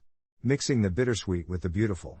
There was still uncertainty ahead, of course. Parenthood is daunting, and my brother would stumble along the way, just as I would wrestle with my memories. But there was also strength in the narrative we were crafting, woven with resilience and laughter, intertwining our lives like the constellations above us. The night lingered on, filled with whispers of togetherness and the promise of tomorrow, giving me hope that while the road before us might be winding, we wouldn't journey alone. In this moment, encircled by family and love, I finally found rest in the understanding that healing is never linear. It spirals, it twists, yet ultimately leads us back to one another, eternally connected through the shared gift of life itself. I never thought I'd find myself in a battle of principles with someone I loved, especially over something that seemed so trivial at first, a project that I only half listened to during a late-night chat on our worn-out sofa. My boyfriend Ben had always been the type brimming with creativity, a hyperactive mind buzzing with the latest genius ideas that flitted in and out of his consciousness. I could barely keep up, often nodding along, knowing he thrived in that space of wild imagination. But to me, ideas were just that, dreams waiting for the right moment. I, on the other hand, was more grounded, living my life by what made sense, especially when it came to finances. One calm evening, however, things took a turn. Ben excitedly shared his latest brainchild, a subscription service for personalized jars of homemade pickles. He envisioned people worldwide, savoring his unique flavor combinations and being inspired by his passion for pickling. The enthusiasm in his eyes was infectious, but all I could muster was a hesitant smile. As he continued, the idea sounded more and more ludicrous. I knew Ben, he lacked the business acumen to even set up a proper website, let alone manage logistics. When he asked for a few $100s to kickstart this vision, my heart sank. It was the first real moment of pause for me, where I realized that this idea, which he held so dear, wasn't something I could support. I suggested a thorough business plan or some trial runs first, but Ben's face fell. He accused me of lacking faith in his genius, and my initial hesitation quickly spiraled into a profound sense of guilt. I loved him, yet I feared enabling a dream that might lead to heartbreak. Days dragged on, filled with awkward silences and unspoken words. I would lie awake at night, wrestling with my thoughts, wondering if I was truly the one in the wrong for considering the practicalities over his dreams. Did wanting reassurance make me an obstacle in his creative journey? Or was I simply protecting our future? Eventually, I proposed a compromise. We could allocate a small portion of our savings to conduct a few test runs, perhaps even host a local tasting event to gauge interest. The immediate relief on his face was unnerving, turning into an easygoing laugh, but it felt like I was pitching a half-hearted agreement to soothe my conscience. Yet, in the following weeks, I noticed something beautiful emerging when we collaborated. Ben, reinvigorated by purpose, immersed himself in researching recipes, and I even joined him in trying different methods, navigating the kitchen like a team. It became a bonding exercise of sorts, like stirring our love into each pickle jar, and slowly, anxiety morphed into excitement.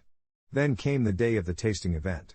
I watched with bated breath as he presented his flavors to a small gathering of neighbors, friends, and onlookers. The joy on his face mirrored the glee of people who savored his pickles, and in that moment, I realized that my overarching fear of financial disaster paled in comparison to the happiness this endeavor brought us. I didn't need to abandon my principles, rather, I could support him while ensuring we tread carefully. The night ended in shared accolades and unexpected orders. The burst of laughter and shared dreams felt liberating. Reflecting on those moments, I learned that it wasn't just about my resistance to fund a failed endeavor, it was about navigating the balance between supporting creativity while honoring my grounded nature. In an ironic twist, a few months down the line, our pickle business, now affectionately named Ben's Brine, gained traction, drawing local vendors' interest, including a small deli that wanted to carry our products. While I still often struggled with the concept of financial risk, I began to appreciate the beauty of possibility. Still, I made a silent vow to remain cautious, ensuring that, while we dreamt big, our feet stayed grounded in reality.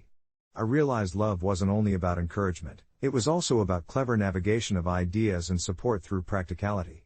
Perhaps the struggle between imagination and reality was as indispensable as the flavors in our jars, melding into something uniquely our own. I would often smile at our journey, and one evening, after watching Ben meticulously pack orders, I felt an urge to share our story on Reddit, a blend of AITA and r/relationship sentiment swirling in my head. Am I the asshole for refusing to fund my boyfriend's genius idea? Seemed like a fitting title, but deep down, it transformed into a thread about two imperfect people forging a path together, where dreams and rationality coexisted in their own peculiar harmony. I pressed post and watched as comments poured in, eager to share our message of love and compromise with a world that might just need to hear it. As the comments started rolling in, my heart raced with a mix of excitement and trepidation. I found myself caught in a tide of responses, both affirming and questioning. Some users rallied behind my decision, calling it wise not to sink my savings into a risk that could lead to financial ruin. Others, however, championed Ben's creativity, urging me to believe in his vision, to have faith that sometimes the greatest risks yield the sweetest rewards. I leaned back in my chair, considering the dissonance of it all. Ben's genius idea, as he called it, was a subscription model for a quirky line of eco-friendly pet products. Think biodegradable chew toys and organic catnip laced with chamomile. The concept had merit and, more importantly to me, was a reflection of Ben's love for animals and commitment to sustainability, but the financial commitment weighed heavily on my mind. I imagined what it would be like to face our friends and family if everything went south. No one seemed to share the fantasy of becoming an overnight success, and I worried that my determination to be practical would be painted as lack of support for his dreams. That night, after reading through countless comments that felt like both validation and scrutiny, I sat on the couch while Ben scrolled through social media. I watched him, the light from the screen casting shadows that flickered across his face, and I felt a warmth surge in my chest. Beneath the layers of my doubt lay a deep love for him and a recognition of the immense effort he was putting into his idea. When he mentioned his plans for a booth at the local farmers market the next week, my heart sank. It felt like a band-aid being ripped off over a wound I hadn't fully addressed. I decided it was time to talk. Ben, can we chat for a minute? I asked, my voice wavering slightly. He paused, glancing at me with those bright eyes that exuded both hope and a hint of vulnerability. We sat together, our knees almost touching on that old, worn couch we'd picked up together from a thrift store. He watched me intently as I fumbled to find the words, my mind racing through all the implications and feelings. I want you to know that I admire what you're doing. Your passion for the eco-friendly concept is inspiring, I started gently, gauging his reaction. He nodded, a small smile breaking until I continued, but I'm really struggling with the idea of funding this venture. I let the words hang in the air, framing my concerns without diminishing his dreams. Ben shifted, his smile dimming slightly as he absorbed my words. I get that. I really do, he said, his tone steady but tinged with disappointment. But, you have to see it from my perspective too. This could be something great. I just need a little support to make it happen. As I watched him grapple with my reluctance, it struck me how deeply we were caught in this tangled web of aspirations and realities, and maybe, just maybe, if we navigated it together, we would find common ground. I took a deep breath, drawn back to the Reddit thread I had just posted. It dawned on me that my initial impulse to share our story didn't just stem from wanting to seek external validation. I wanted accountability, an open dialogue about pushing boundaries without losing oneself in the process. Okay, how about this? I proposed, choosing my words carefully. Instead of jumping into a financial commitment, what if we brainstorm some smaller steps? We could put together a prototype, seek local feedback, maybe even test the waters at the booth without significant investment. His eyes widened slightly, hope flickering back to life as he saw the possibility within my suggestion. Are you serious? He asked incredulously, a slight tremor in his voice. You'd help me build it? My heart warmed as I nodded, feeling the electric charge of connection radiate between us. Let's work on it together. You could need my help with the marketing side of things, and I believe we can find a middle ground. Relief washed over his features. There was still fear of the unknown lurking in the background, but I could see that he wasn't looking for unwavering support or financially empty promises. He just longed for partnership in a dream that felt elusive.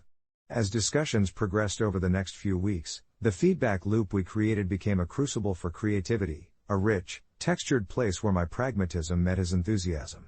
This venture became a shared dream, steered away from the precipice of reckless abandon by our collective input.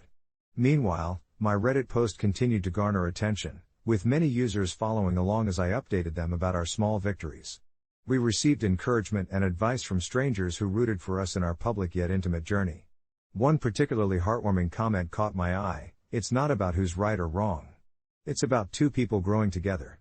It resonated with me deeply, and I found truth in those words. This was less an AITA situation and more a testament to how love balances dreams and reality in the most unexpected ways. As Farmers Market Day approached, we stood in the garage, putting together the last touches on our display. Ben's excitement was palpable as he unveiled the prototype, a brightly painted wooden barrel filled with the biodegradable toys he had crafted. There was a moment when he turned to look at me, his eyes gleaming with a mix of fear and exhilaration. I felt my heart swell as we posed for photos in front of our booth, laughter bubbling between us.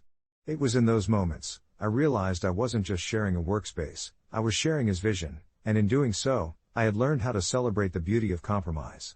And when the market opened, feet shuffling and voices blending into an earthy symphony, we were overwhelmed with warmth from our community, a vibrant tapestry resulting in conversations that bridged strangers and friendships alike. The day was a success that unfolded before us, not just in sales but in connection and shared smiles. As we packed up, I wouldn't say we were out of the woods yet, but I finally felt aligned with Ben in our pursuit. The Reddit post still echoed in my mind, but now I didn't view it through the lens of whether I was the asshole. Instead, I realized that we were just storytellers, weaving our tale of love through uncertainty, faith, and ultimately, shared dreams. A few weeks later, I provided an update on the original post. After some soul-searching conversations, Ben and I found a way to support each other's dreams while still being practical about our finances. We're currently thriving at the farmers market, learning and evolving together. Thanks for all the thoughtful insights. Everyone's input truly helped save our relationship. I felt the weight lift as I shared our growth, my heart full with the understanding that love, in all its messy beauty, often thrives in those gray areas. And in that swirling mix of vulnerability and perseverance, we realized we were navigating our path, together. But just as I settled into this rhythm, the future we had started building together began to feel less certain. The farmers market had become our weekend ritual, a place where we showcased not only our homemade products but also our shared dreams. Each Saturday felt like a small victory. We laughed at customers' reactions, shared bites of homemade snacks with each other, and celebrated our modest earnings with a quick trip to the local cafe. However, as the weeks passed, I noticed that Ben seemed increasingly distracted. I could see the glimmer of ideas flitting behind his eyes, but instead of sharing them with me as he used to, he wrapped his thoughts in layers of secrecy. One evening, after a brisk day at the market, I caught him sketching ideas in his notebook, a faraway look casting shadows across his face. "Hey, what's going on in that head of yours?" I asked, attempting to bridge the distance that had begun to grow between us. He glanced up, surprise mingled with something that felt ominous. "Nothing. Just some ideas for the next phase of our venture," he replied nonchalantly, but I sensed an undercurrent of something deeper lurking beneath his surface. It was then that I felt my heart flutter with unease, and I couldn't shake the feeling that a storm was brewing, and I was left without an umbrella. I pressed for more details, and with each question, I sensed him pulling further away, the bubble of excitement I had once felt about our relationship now punctured by simmering tension. After several days of half-hearted conversations, little truths began to unfurl like the petals of a flower refusing to bloom in harsh soil. One evening, over dinner, I took a leap. "Ben, I feel like we're not on the same page anymore. Are you really happy with how things are going?" The weight of my words hung between us, and his fork clattered against his plate. He looked at me, eyes wide, then opened his mouth to speak but quickly shut it again, glancing down instead. Finally, he let out a long breath. I've been thinking about expanding our business further than the market. There's a whole online community for what we do, and I want to tap into it." There it was, the floodgate had opened. His dreams were widening, and while that might seem beautiful, I felt a familiar turmoil rise in my chest. "That sounds amazing, but aren't we stretching ourselves too thin?" I asked, trying to mask the fear creeping in. "I mean, we barely have enough time as it is, and what about the risk? We can't just throw more money into something that might not work." His face hardened at my words, and in that moment, I felt the fragile balance we'd achieved begin to teeter. "I thought we were in this together. The whole point was to support each other," he replied, a hint of indignation sharpening his voice. As he spoke, I could see the flame of his ambition battling despair, but beneath it all, my own fear flared up in response. It felt like we were on two separate islands, and I couldn't even reach him on a bridge made of words. That night, I lay awake, replaying our conversation in my mind like a broken record. In just a matter of weeks, our quaint partnership felt strained under the weight of ambition and uncertainty. I found solace in the soft sounds of the nighttime world outside, crickets serenading me as I tried to quell my worry. The following days bore the weight of unspoken words, and our once lively market days morphed into a quiet ritual of forced smiles and muted laughter. Ben seemed more electric than ever, distant but burning with ideas that fed off my fears.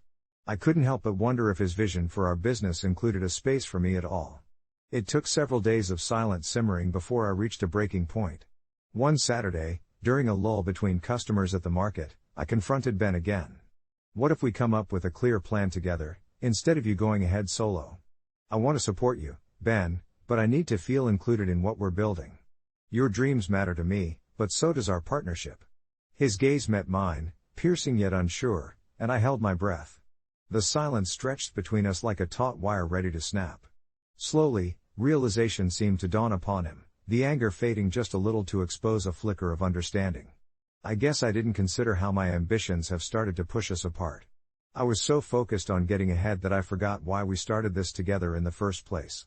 I felt a swell of relief wash over me, as if a heavy curtain had been drawn back, allowing sunlight to seep into the stifling darkness of my worries. After that, something shifted between us. Ben began including me in his brainstorming sessions, drafting plans together late into the evening, and for the first time in weeks, I felt my enthusiasm reignite. We created a strategy that both respected his dreams and acknowledged our limitations, crafting a delicate dance between risk and reward. As we navigated our way through that process, it became clear that this journey wasn't just about individual aspirations but about weaving our dreams together, one thread at a time. With renewed energy, we launched our online store, balancing our market presence with the new venture. Month by month, sales grew, ideas flourished, and miraculously, so did our relationship. It wasn't without its bumps. Some nights ended in frustration when technology failed us or when we faced competition that made us second-guess our approach, but we learned to communicate through the challenges instead of around them. In those moments of doubt, we would often revisit that original post I had shared on Reddit, the one that had stirred so much conversation and reflection. It became a reminder of the messy and beautiful journey we were on. Our different facets started to harmonize, turning discord into a beautiful melody that felt uniquely ours. Eventually, as I looked back on that time, I realized the power of love not only to lift us up but to ground us in the essence of who we are. Our experience at the farmers market became not just a business endeavor but the backbone of our relationship, a shared narrative where our hopes intertwined like the strings of a well-played instrument. And as I lay in bed that night, listening to the soft rhythm of Ben's breathing next to me, I whispered a quiet thank you to the universe for the lessons learned and the love that continually shaped us. It wasn't about avoiding the storms but dancing together in the rain, finding joy in the journey and in one another.